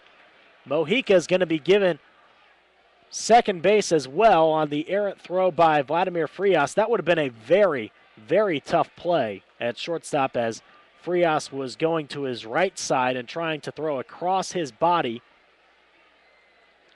It is ruled an infield single and will probably be an error to the shortstop Vladimir Frias, moving Mojica to second base. As the next batter is Alex Nunez with 1 out in the 7th inning. Nunez 1 for 3 tonight with a single in the 4th. Low on the first pitch, it's ball 1.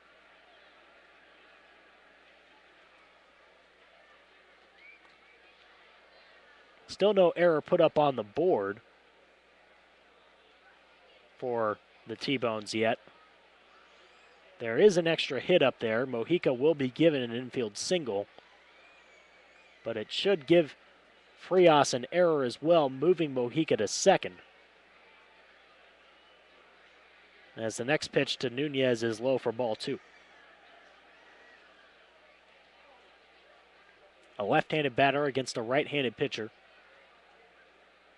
Here's the 2-0 delivery, and it's a called strike on the outside edge of the zone there. 2-1 to the 33-year-old veteran Alex Nunez against the pitcher on the mound, Pat Doyle, who lives in St. Louis, Missouri. He is 26 years old. That is bounced foul into the backstop, and it's now 2-2.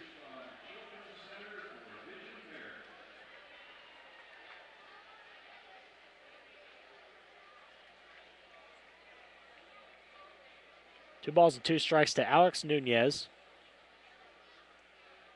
Abel Nieves on deck for the Airhogs. They lead it 3-2. A runner on second base and 1 out in this top of the 7th. Here's the 2-2 pitch, and it's called strike 3. Nunez sits down for the second time tonight on strikes, and he is out number 2 in this 7th inning.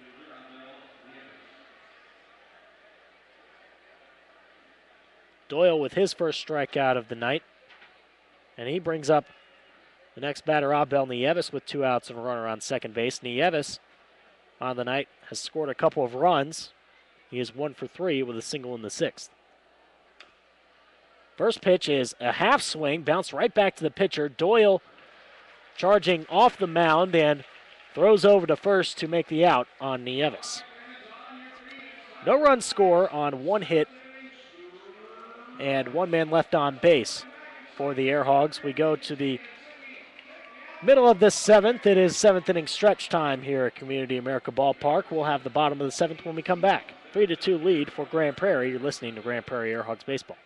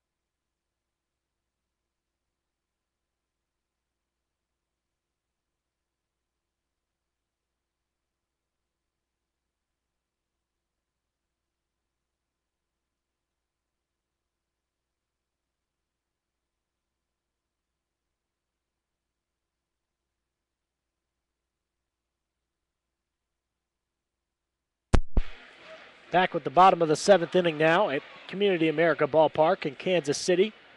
Aaron Wilkerson back on the mound for the Airhogs with a 3-2 lead. He will start inning number 7. Right now he's at 88 pitches, but he has the capability to go very far in the pitch count. He will face Vladimir Frias, Nick Schwanner, and Brian Erie in this bottom of the 7th for Kansas City. Vladimir Frias scored a run in the 2nd inning after his double. He is 1 for 2. First pitch from Wilkerson is taken for strike 1. Frias was looking like he was going to bunt, but didn't do so there. Didn't exactly show the bunt signal. As that is lifted in the air, it's going to be foul just into the seats there. Not playable for Madison Carter. It's no balls and 2 strikes to Frias, the native of the Dominican Republic.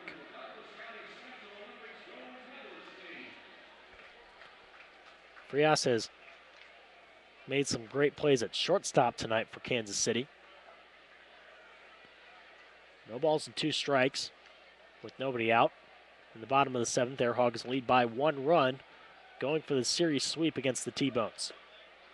Upstairs on that next pitch from Wilkerson, it's now 1-2. Frias on the year is batting .293.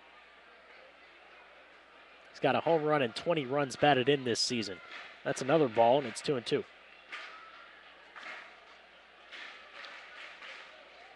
Here's the windup in the 2-2 pitch from Aaron Wilkerson. It is again popped foul down the left side.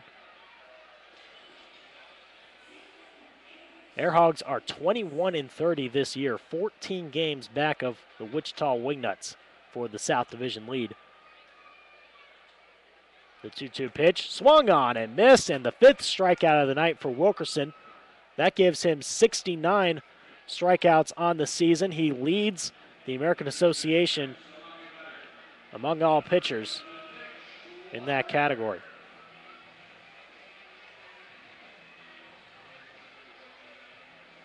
Next batter is Nick Schwanner, who is 1 for 2. Drove in a run in the 2nd inning. That gave the T-Bones a 1-0 lead, but now they trail it 3-2. This is hit high in the air to right field. Nieves stepping to the right side, and he will now make the grab. Initially, he may have lost it in the lights there as he was holding up his hands trying to locate it, but now it appears that it was an easy play in the end, and it's out number 2.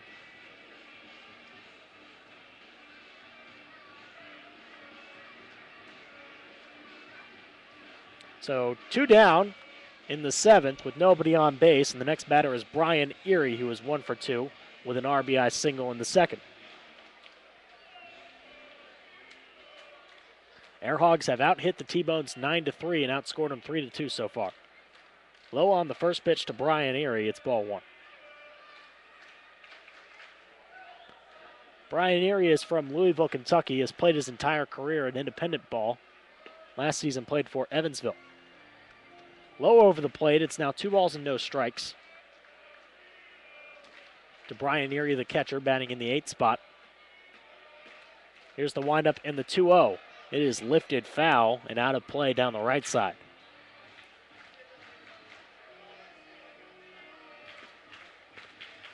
Airhogs so far this season are 2-0 against Kansas City.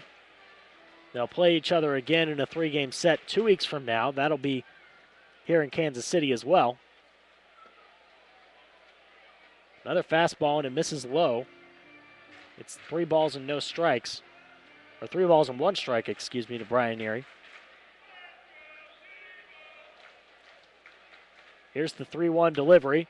That is lined over the head of Mojica into the gap in left center. And it'll be a base hit. Will it be extra bases? No, as Erie stops it between first and second and goes back to first. Nice play by Madison Carter in left to hold Erie to a single with 2 outs. in the bottom of the 7th. It'll bring up the center fielder, batting in the 9th spot, Robbie Coosdale. He is 0 for 2. Flew out to center field and then grounded out to shortstop on a sliding stop by Jimmy Mojica in the 5th inning.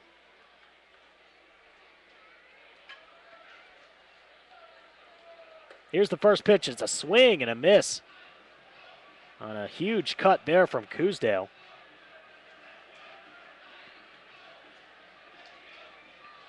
Nothing in 1 the count. Coosdale has played a couple of years professionally so far in independent ball. Last year played for Joliet.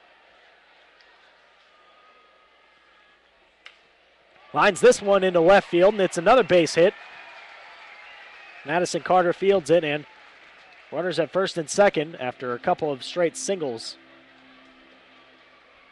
for the T-Bones, and that'll call for Jeff Russell, the pitching coach for the Air Hogs, to meet on the mound with Aaron Wilkerson, who's now over 100 pitches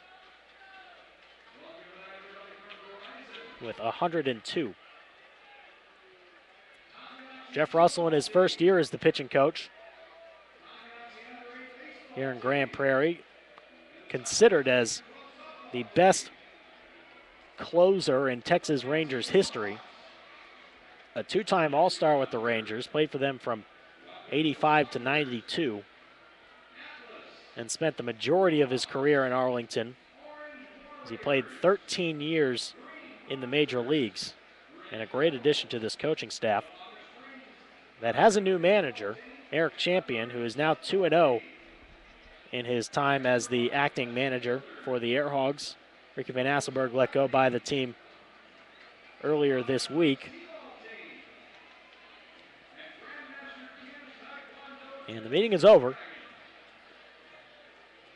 Wilkerson staying out there at 102 pitches. He's got runners at first and second and 2 outs, and will likely be allowed this inning, or be allowed to finish out this inning, barring a huge meltdown here. Air Hogs lead by 1 run in the bottom of the 7th. The next batter is TJ Middlestad, who tops the batting order for Kansas City. He is 1 for 3 tonight with a single in the first. Strike 1 called, right down the middle.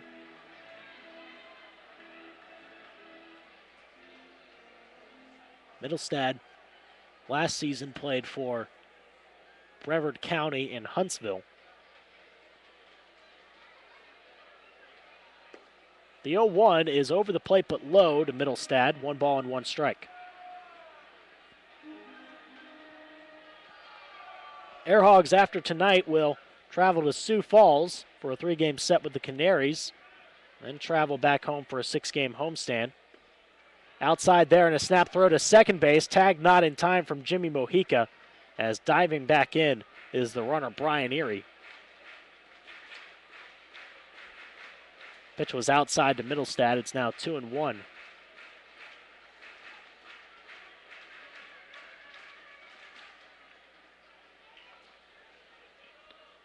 Wilkerson sets, and here's the 2-1. That is popped foul, straight back. And the count moves to 2 balls and 2 strikes to TJ Middlestad, the third baseman, who's listed as a utility player on the T-Bones roster. Last night he started in right field. He also played at second base, and on Tuesday night, after starting at third, the 2-2 pitch on the way. That's low and outside, and the count is now full. David Espinosa on deck. Runners at first and second. 2 outs in the bottom of the 7th inning. Air Hogs clinging to a 1-run lead. Left-handed batter, right-handed pitcher. Here's the payoff pitch from Aaron Wilkerson. Runners going, and it's a slow ground ball to second base. No, it's going to be ruled foul as it bounced off of the leg of the batter. No, he's going to be ruled out because he was in fair territory and it bounced off of him as he was running on the base pads. And that is going to end the 7th inning in bizarre fashion there, as Middlestad grounds out basically to himself. So no run score on 2 hits. The T-Bones strand 2 on the bases, and it's still a 3-2 lead after 7 innings for the Air Hogs. You're listening to Grand Prairie Air Hogs Baseball.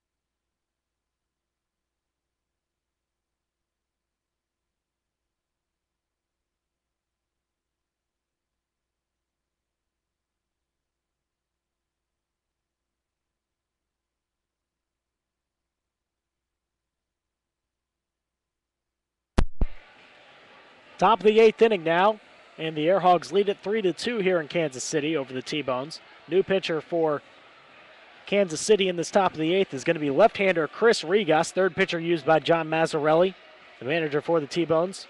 Regas on the season, an ERA of 2.16 and a 3-1 record. This is his 25th relief appearance this season. He is the closer for the T-Bones. He's got 12 saves on the year for Kansas City and has given up just 8 earned runs through 33 1/3 innings pitched. Comes in relief of Pat Doyle through an inning. Doyle allowed no runs on 1 hit, struck out 1 batter, and only threw 12 pitches in relief. Jason Botts will be the batter to lead things off in the 8th. A switch hitter now batting on the right-handed side of the plate. Botts is 1 for 3 with a double in the 4th, driving in the first run of the game for Grand Prairie. That cut the lead to 2-1 T-Bones, and now the Air Hogs lead it by 1 run, 3-2, as Botts takes strike 1. Botts, the DH, originally listed on the lineup as the first baseman, but taking the night off from fielding as Myro is taking over at first tonight. Low in the dirt to the catcher, Erie, there, and it's now a ball and a strike. Brian Myro will follow Botts in the lineup, and then Vince DeFazio will also bat in this top of the 8th. Air Hogs with a 3-2 lead. They've out-hit the T-Bones 9-5. And going for just their second series sweep of the season. 1-1 pitch on the way, a breaking ball, and it misses high for a 2-1 strike count. Jason Botts, 33 years old, played for the Texas Rangers between 2005 and 2008. now wearing number 99, originally wore the number 25 for the first half of the season. He calls time. Number 25 will now be worn by new starting pitcher Danny Gutierrez for the Air Hogs. Gutierrez not active on the roster yet, but he will make his first start this weekend against Sioux Falls. And he will wear number 25, Botts' old number. Fastball inside to Botts there. It's 3-1. Botts said that he needed a bigger jersey to fit in, so 99 seemed necessary. Botts 6'6", 255 pounds. 3-1 pitch is line foul into the seats on the right side, and it's now a full count.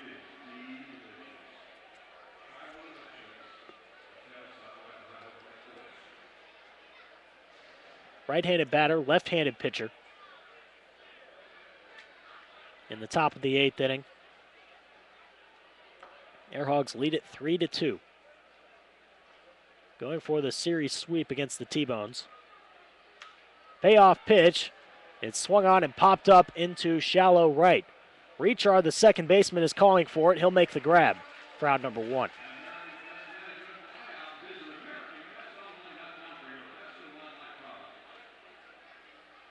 It'll bring up Brian Myro, who is 1 for 2 with a single and a run scored in the 6th. Myro last night went 2 for 4 with another run scored. And in his first 14 games back with the Air Hogs this year, he's batting .289.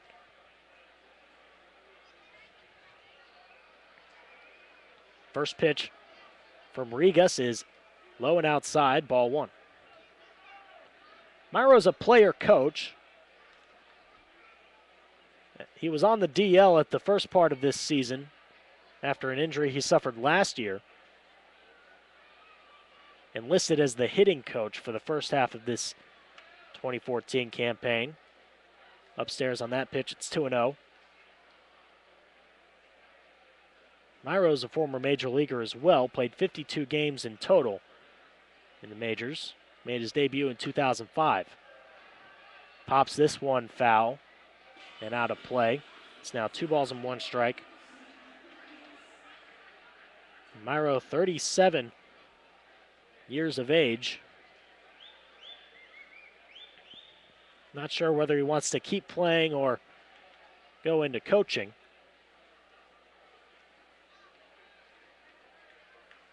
Two-one delivery is on the way from Rigas.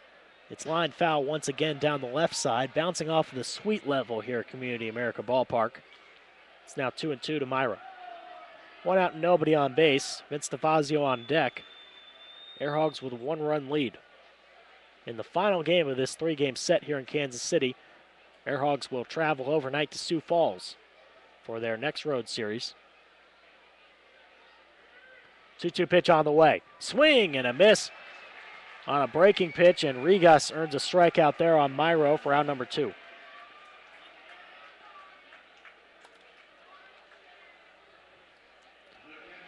Next batter is Vince DeFazio, who is 1 for 2.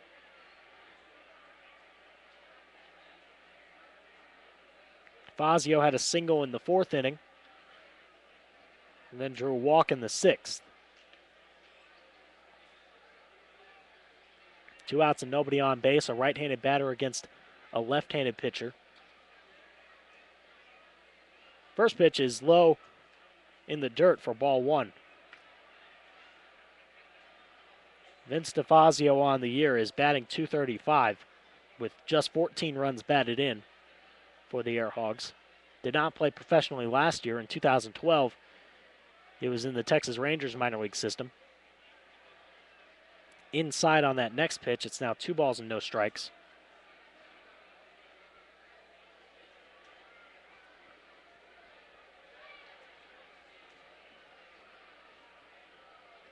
Rigas is set from the stretch. The 2-0 pitch is on the way. That is lifted a long way into left field. Going to his right, making the catch on the run, is Brian Sabatella in left field to end the 8th inning. A 1-2-3 inning in relief for Rigas. And We move to the bottom half. Still a 3-2 lead for Grand Prairie here at Community America Ballpark. You're listening to Grand Prairie Airhawks Baseball.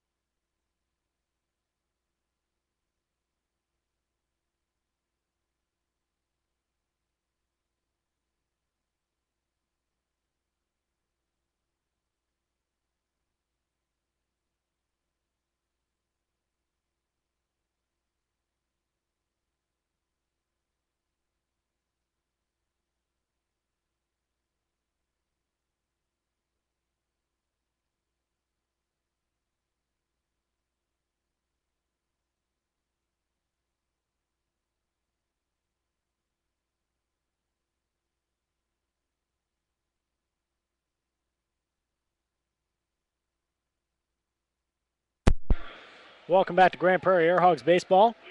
We start the bottom of the 8th inning now, and the new pitcher for the Airhogs is Tyrell Harris, coming in relief of Aaron Wilkerson. Harris pitched just a third of an inning last night in relief of Ryan Searle, who could not complete his complete game.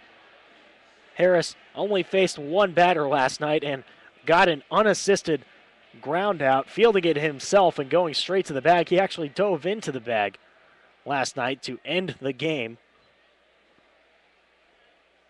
Airhogs won 6-1 last night. The first pitch to David Espinosa is outside for ball one. Harris on the year with Grand Prairie is posting an ERA of 7.50, a 1-2 record, and he is in appearance number 10 of the season for the Airhogs. That is outside. We're actually low to David Espinosa, the designated hitter. 2 balls and no strikes. Espinosa's 0 for 3 and 0 for 12 in this series. Leads the team in batting average with .307 coming into this game. That is lifted into left field. Shallow left. Is it going to be fair? No, it is just foul down the line and left. Madison Carter wasn't going to have a play at it. And it is strike one to Espinosa, as Carter not able to track down that fly ball into left, but luckily it just landed foul. Espinosa will be followed by Danny Rechar and Ray Sadler in this bottom of the 8th. Airhogs lead at 3-2.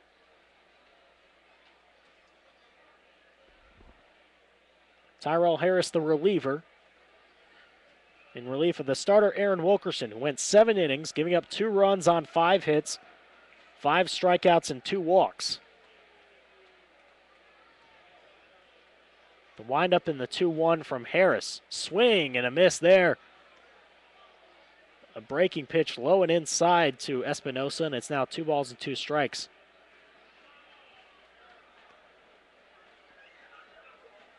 Harris is 27 years old, last played for the Bridgeport Bluefish in the Atlantic League earlier this year. He's a native of Compton, California. Here's the 2-2. Another swing and a miss. That's in the dirt, and a tag applied by DeFazio, out number 1 in the 8th inning, and the first strikeout for Harris.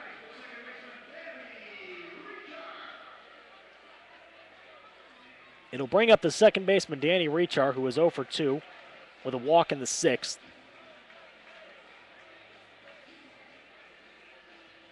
Only 5 hits on the night for Kansas City. They've been out hit 9-5 and outscored 3-2. We're in the bottom of the 8th. First pitch from Harris is a called strike on the lower third of the zone there.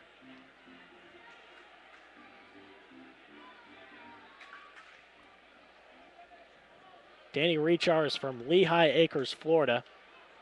A 31-year-old veteran and a former major leaguer. Swing and a miss there. Another big cut from Rechar, and it's no balls and 2 strikes with Ray Sadler on deck.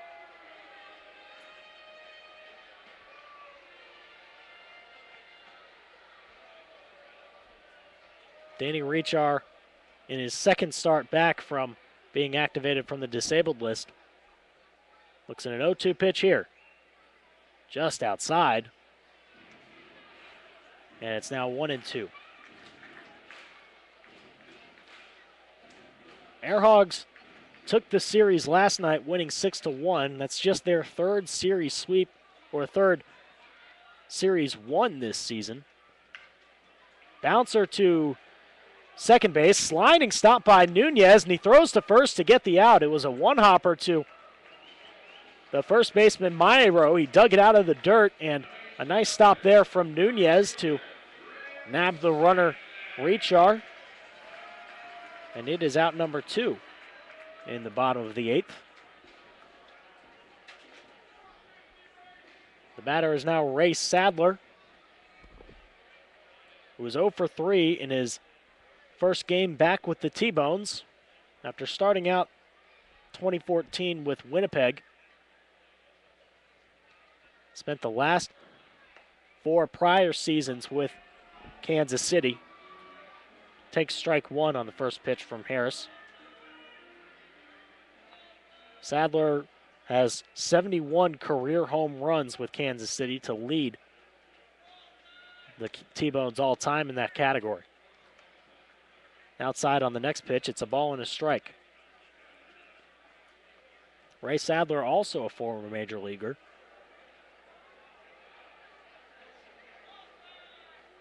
He is a 33-year-old veteran who lives in Clifton, Texas. That is not a check swing. That is a swing and a miss, said home plate umpire Harrison Silverman. As Sadler unable to hold back there, it's a ball and 2 strikes. 2 outs and nobody on. Airhogs with a 1-run lead in the bottom of the 8th. Harris with a windup and a 1-2 pitch. Lined into right field, and Abel Nieves in good position there. He takes a couple of steps to his left and makes the grab. 1-2-3 inning in the 8th for Harris. And we go to the 9th. Airhogs still with a 1-run lead and going for the series sweep. You're listening to Grand Prairie Airhogs Baseball.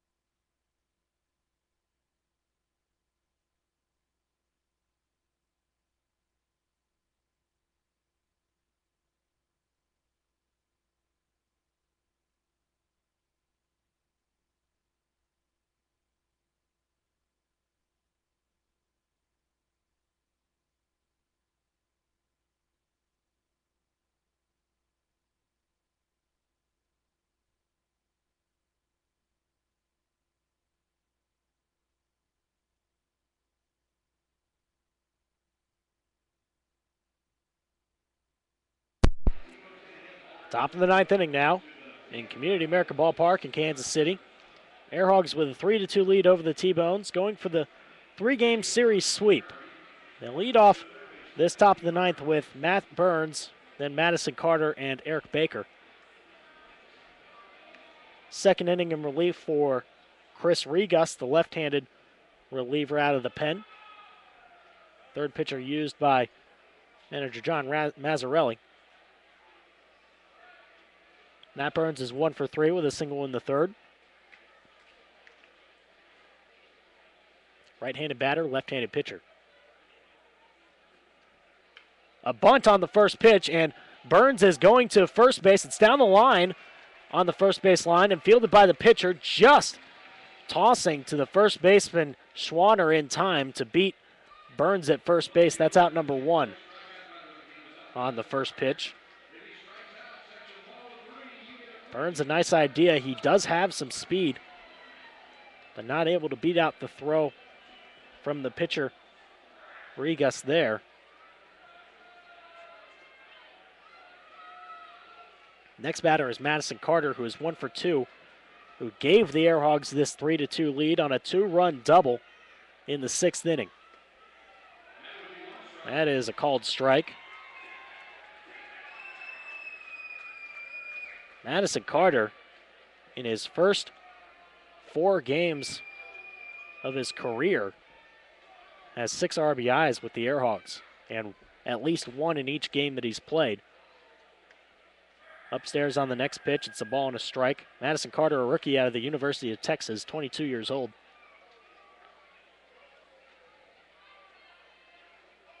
Right-handed batter, left-handed pitcher. The 1-1 is on the way. That is popped foul and out of play on the right side. Carter was signed last week by the Airhogs to replace Frazier Hall, who was injured on Friday night, rounding the base pads. He moved to the DL, and the Airhogs were able to contact Carter and bring him to the roster on Sunday. The 1-2 is on the inside and just missing the strike zone there, 2-2. Fans don't like it here in Kansas City.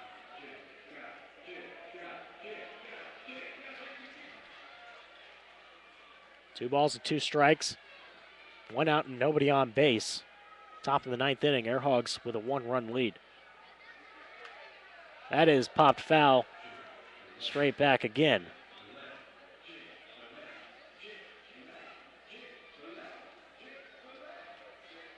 Madison Carter, before joining the Airhogs, played last in Omaha, Nebraska in the College World Series. Longhorns were one of the last 4 teams remaining in the field. That next pitch is again line foul down the right side. Still 2 balls and 2 strikes against Carter.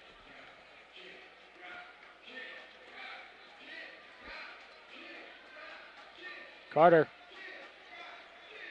is the Chick-fil-A strikeout batter here at Community America Ballpark. He's already struck out once tonight, and fans get free Chick-fil-A chicken sandwiches if he strikes out at any time during the game.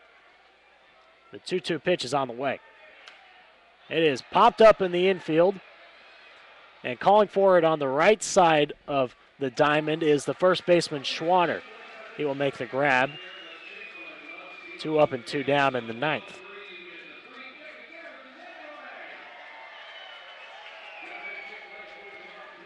Regus so far has retired all 5 batters that he's faced in these last 2 innings.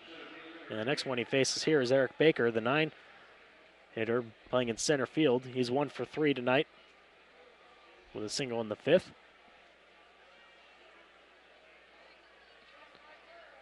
Righty at the dish, lefty on the mound. Regus sets from the stretch. Here's the first pitch to Baker, way inside there. Almost nipping Baker's jersey, and it's ball 1.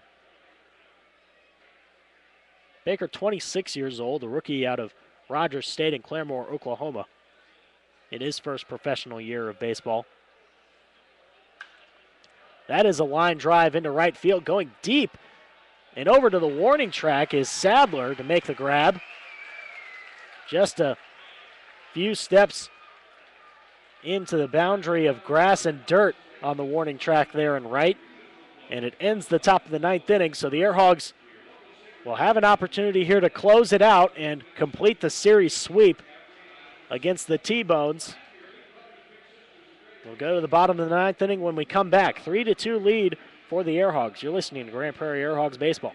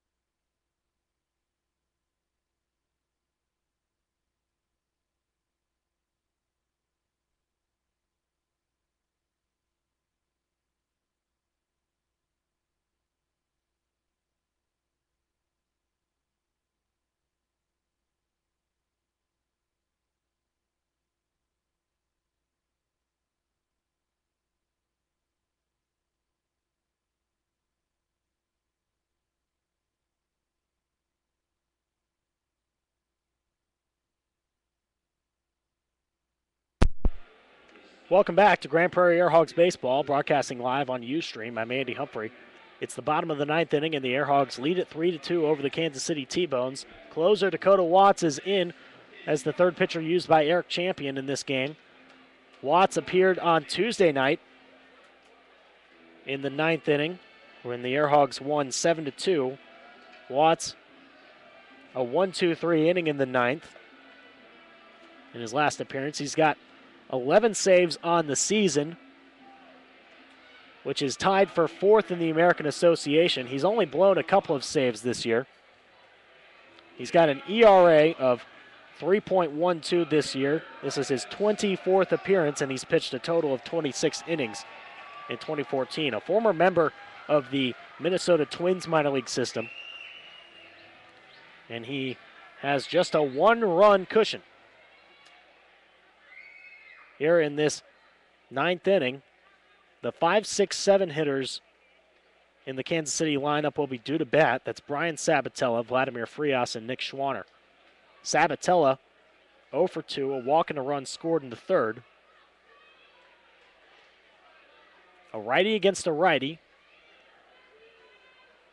The first pitch from Dakota Watts is a fastball lined in left field, and the first pitch is taken advantage by the left fielder Sabatella. He gets on base in the 9th. And a leadoff single brings up the shortstop Vladimir Frias. Watts has been able to earn saves, but he doesn't do it without a little bit of drama. Always manages to allow a couple of base runners in the 9th. He's blown 2 saves this season. Shown bunt by Frias. It's low and inside on the first pitch. Frias tonight is 1 for 3 with a double in the 2nd inning where he scored a run. The runner at first is Sabatella, who leads the team with 15 stolen bases this year. Shown bunt once again. It's laid down. Burns will field it. Going to first base. Covering it is Alex Nunez, a 5-4 put out at first on the sacrifice bunt, moving Sabatella to second with 1 out.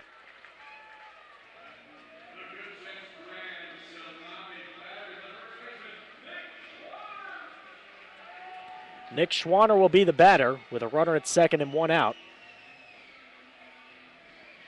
Schwanner already with one RBI single on the night. That came in the second inning and gave the T-Bones the first run of the game. Schwanner is 1 for 3.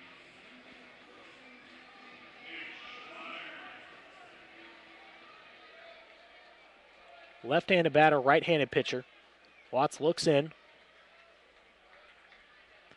and is now set from the stretch. Here comes the first pitch.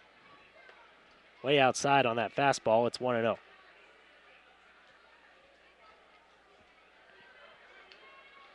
Dakota Watts is 26 years old. Nick Schwanner, also 26. Here's the 1-0 pitch. Another fastball, and it's over the plate and in there for strike one.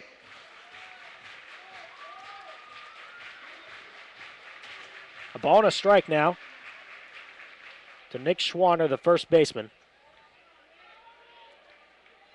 A runner at second and one out. Air Hogs lead it 3-2 in the bottom of the ninth. 1-1 pitch on the way. Line foul down the left side.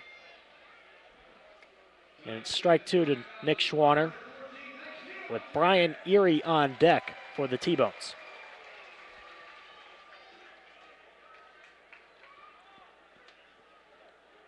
Air Hogs have only swept one series so far this year. It was back in late May, a 4-game sweep on the road against the Amarillo Sox.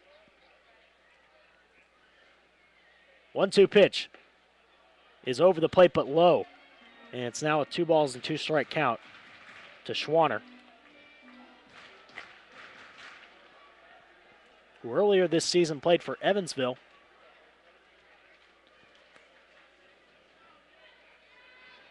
Nick Schwanner brings his right foot slightly behind his left foot in his batting stance and now brings him parallel on the 2-2 pitch. Hit to shortstop on the ground. Mojica throws to first and gets out number 2. But that moves the runner to third base.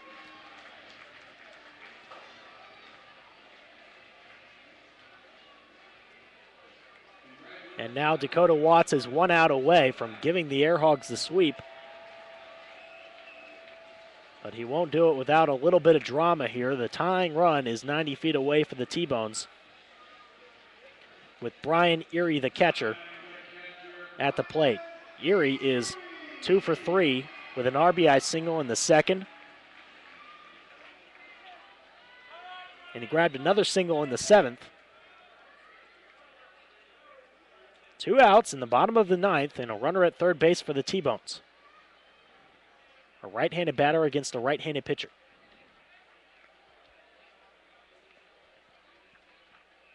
Watts now with the first pitch. A fastball just a little high for ball one.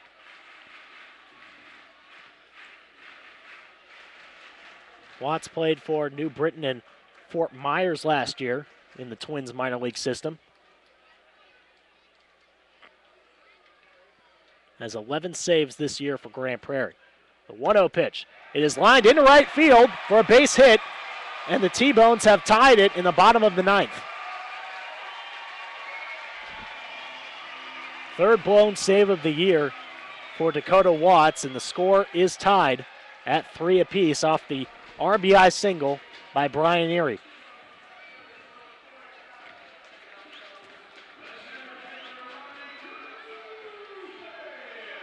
Robbie Coosdale will be the batter now. He is 1 for 3 with a single in the seventh inning.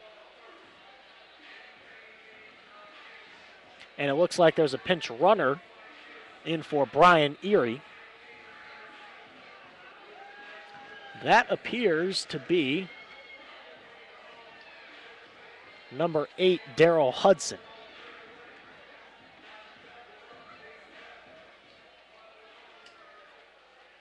And it is Daryl Hudson at first base now, pinch running for Brian Erie.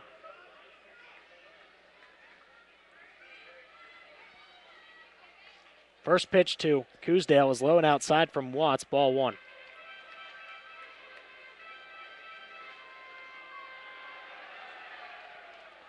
Coosdale in center field, batting in the 9 spot.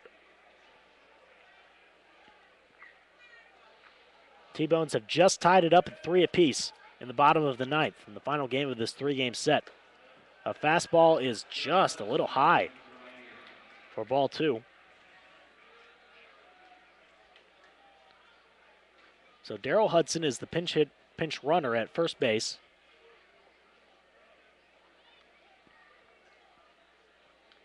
Watts now is set for the 2-0 pitch. And here it comes. Swing and a miss on a fastball.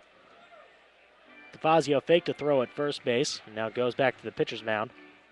2 balls and 1 strike to Robbie Coosdale, who's 26 years old, from Lutz, Florida.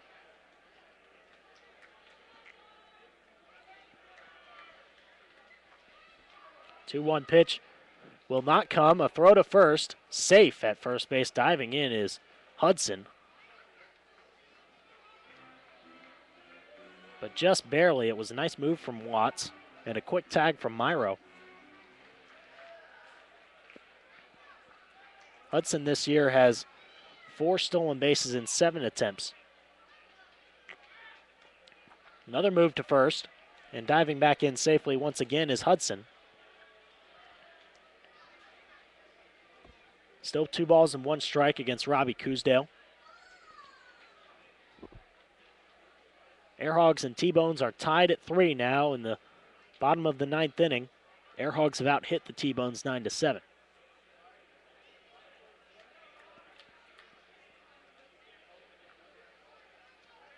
Time is called, and now we resume play once again as Watts looks in.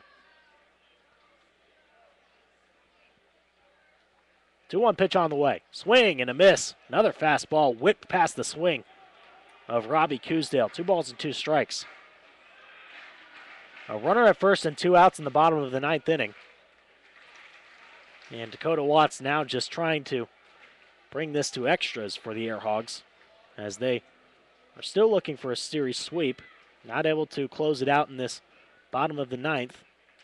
Runner going on the 2-2. It is a pop-up into center field. Going to his left a few steps is Eric Baker. That will be out number 3 on the grab. So the T-Bones tie it in the 9th with 1 run on 2 hits. And we'll go to extra innings when we come back. You're listening to Grand Prairie Airhogs Baseball.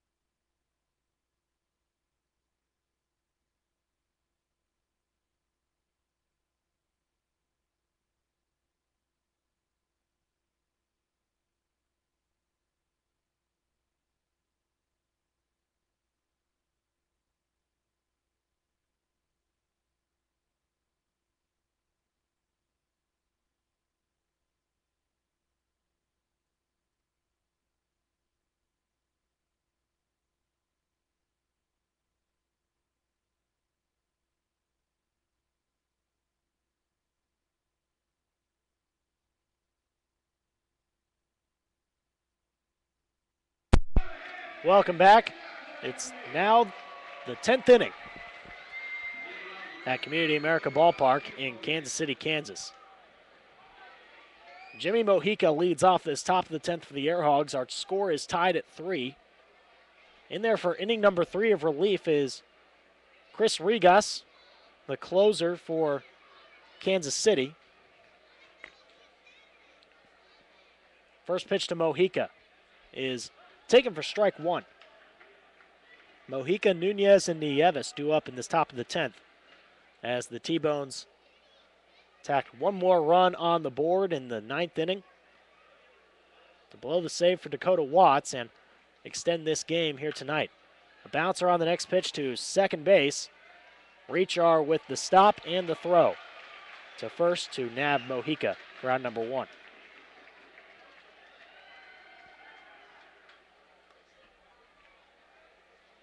Alex Nunez is the next batter.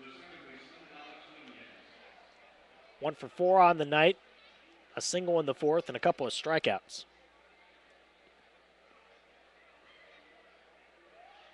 Airhogs this season are 1-3 in extra inning games. A couple of losses against the Lincoln Salt Dogs, and they're 1-1 against the Wichita Wingnuts. Low on the first pitch, it's ball one. Airhogs won the first two games of this series, 7-2 on Tuesday and 6-1 last night. 1-0 pitch on the way from Regas. Called strike one on the outside corner. A left-handed batter against a left-handed pitcher.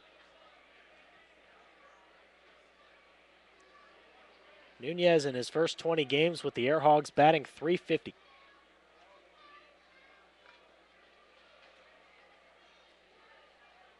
One ball and one strike to the 33-year-old veteran second baseman. With Abel Nieves on deck, Regas with the 1-1 pitch. That is lined over the shortstop's head and into left center field for a base hit. Frias leaps to try to grab that one, but it was just about a foot above the reach of his glove. And Nunez with a one-out single in the top of the 10th.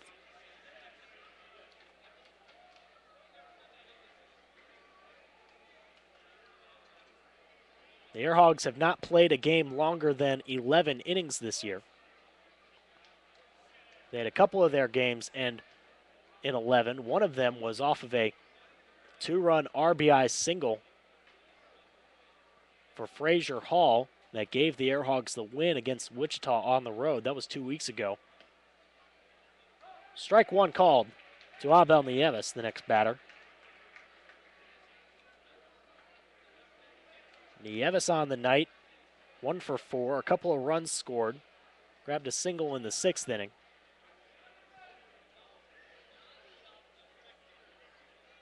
One-zero pitch, runner going. Outside, Nunez is going to be safe. By about a half second there. As the pitch was outside, Jeff Lusardi is behind the plate now for the T-Bones as Brian Erie was subbed out for a pinch runner in the last inning, so it's now Lusardi here in the 10th behind the dish batting in the 8th spot. He's not able to nab the runner, Alex Nunez, there. He now has 5 stolen bases with the Airhogs this season and 3 stolen bags in this series. And it's an important one here in the 10th inning as the next pitch to Nunez is outside. It's 2-1. Under Nieves, that is.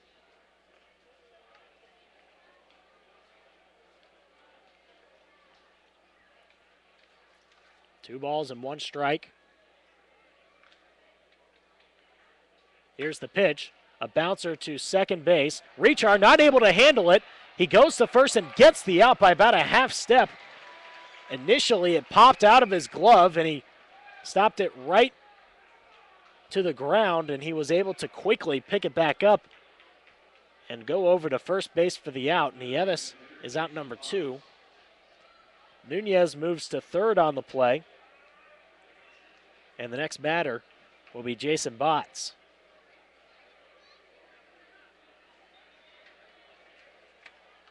Botts with 1 RBI on the night. It came on a double in the 4th inning, and a visit to the mound from manager John Mazzarelli. And it'll be likely to pull his relief pitcher here, or at least talk to him and see if he's all right to finish out this 10th inning with a tie score Mazzarelli is in his first season as the T-Bones manager. 13th season for him as a manager in his career. Initially was with Lake Erie in the Frontier League as well as Washington in the league. He was also a manager before that between 2000 and 2003, bouncing around in the Houston Astros minor league system as a manager.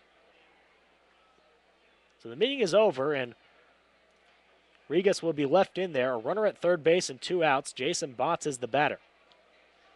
Botts in his first at-bat against Regas tonight popped up to second base. He looks at the first pitch low and inside for ball 1.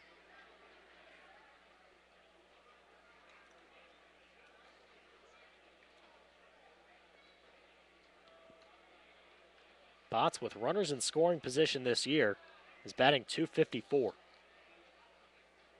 And he leads the team with 32 runs batted in on the season. A one-hopper in the dirt to the catcher, Lou Sardi. It's 2-0. Right-handed batter, left-handed pitcher. Airhogs and T-Bones are tied at 3 in the bottom half of this, or in the top half of this 10th inning. Final game of the series. Airhogs will travel to Sioux Falls after the game tonight for a 3-game set with the Canaries this weekend.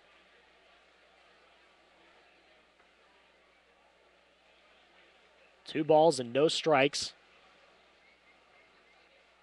Now Regas sets and delivers the pitch. It is popped up once again into foul territory. Playable, though, for the first baseman, Schwanner, and he makes the out. So the inning ends in the 10th for the Airhogs. No runs, a hit, a man stranded at third base. And we'll go to the 10th inning, or the bottom of the 10th inning, with a 3-3 tie here at Community America Ballpark. You're listening to Grand Prairie Airhogs Baseball.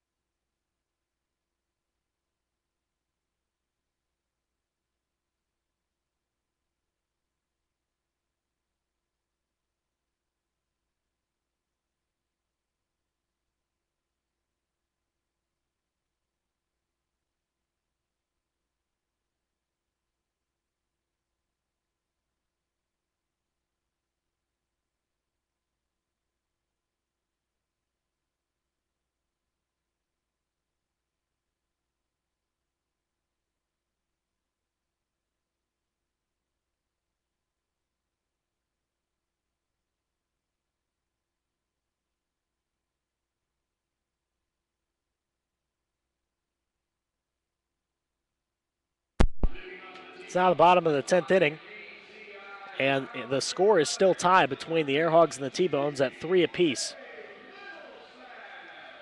T-Bones will send the top of the order to the plate. That's TJ Middlestad, David Espinosa, and Danny Richard. Middlestad on the night is 1 for 4, a single in the first inning. Left-handed batter, right-handed pitcher. Dakota Watts back in there for the Airhogs after blowing the save in the 9th. Way outside on that first pitch on the fastball, 1-0.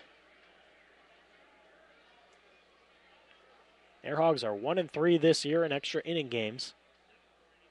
21-30 on the season, trying to sweep 3 games in this series with Kansas City.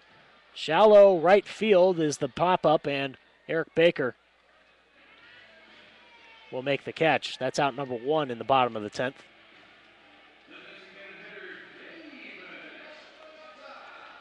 Next batter, David Espinosa, the designated hitter, who has really been slumping in this series.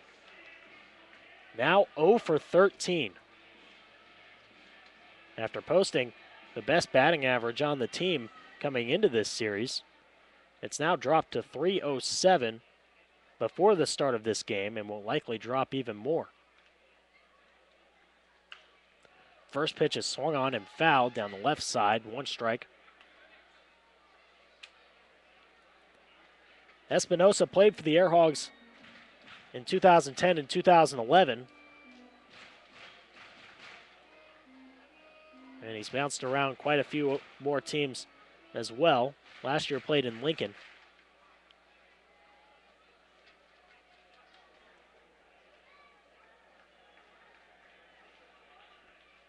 Here's the next pitch. Low in the dirt from Watts. It's 1-1 to Espinosa. Espinosa had the second best base hits mark in a season with 127 for the Air Hogs in 2010. That's the second best total for a season in Air Hogs history, just behind Greg Porter, who had 144 in 2010. Espinosa has the record for the most runs scored in a season for the Air Hogs, scoring 86 runs in 2010. 2-1 pitch is hit high and deep into right field. Nieves going back, and it's going to bounce on the warning track. Nieves fields it. Espinosa trying to go to third base, and he will be safe on the slide. What a way to break your slump. And a triple here in the bottom of the 10th inning, and Espinosa now represents the winning run, and he's 90 feet away from home.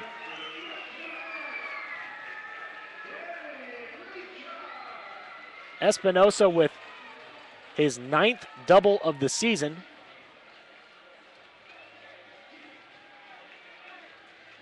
Or his 9th triple of the season, I should say. And he leads the American Association in that category this year. He's also on the all-time list in career triples in the AA in his career. Now the infield shifts in for Danny Rechar. First pitch is swung on and bounced foul. So the T-Bones crowd here now showing some life with the tying run, or I should say the winning run, at third base with just 1 out in this bottom of the 10th inning. Dakota Watts still on the mound. Gave up 1 run in the 9th to send this game into extras. Watts is now set. The 0-1 pitch is on the way to Danny Rechar. Here it comes. That is hit into left center field, deep and high in the air. Madison Carter catches it. He's going to have a big throw here, but it's going to be a sac fly and a walk-off win for the Kansas City T-Bones on the sac fly by Danny Rechar.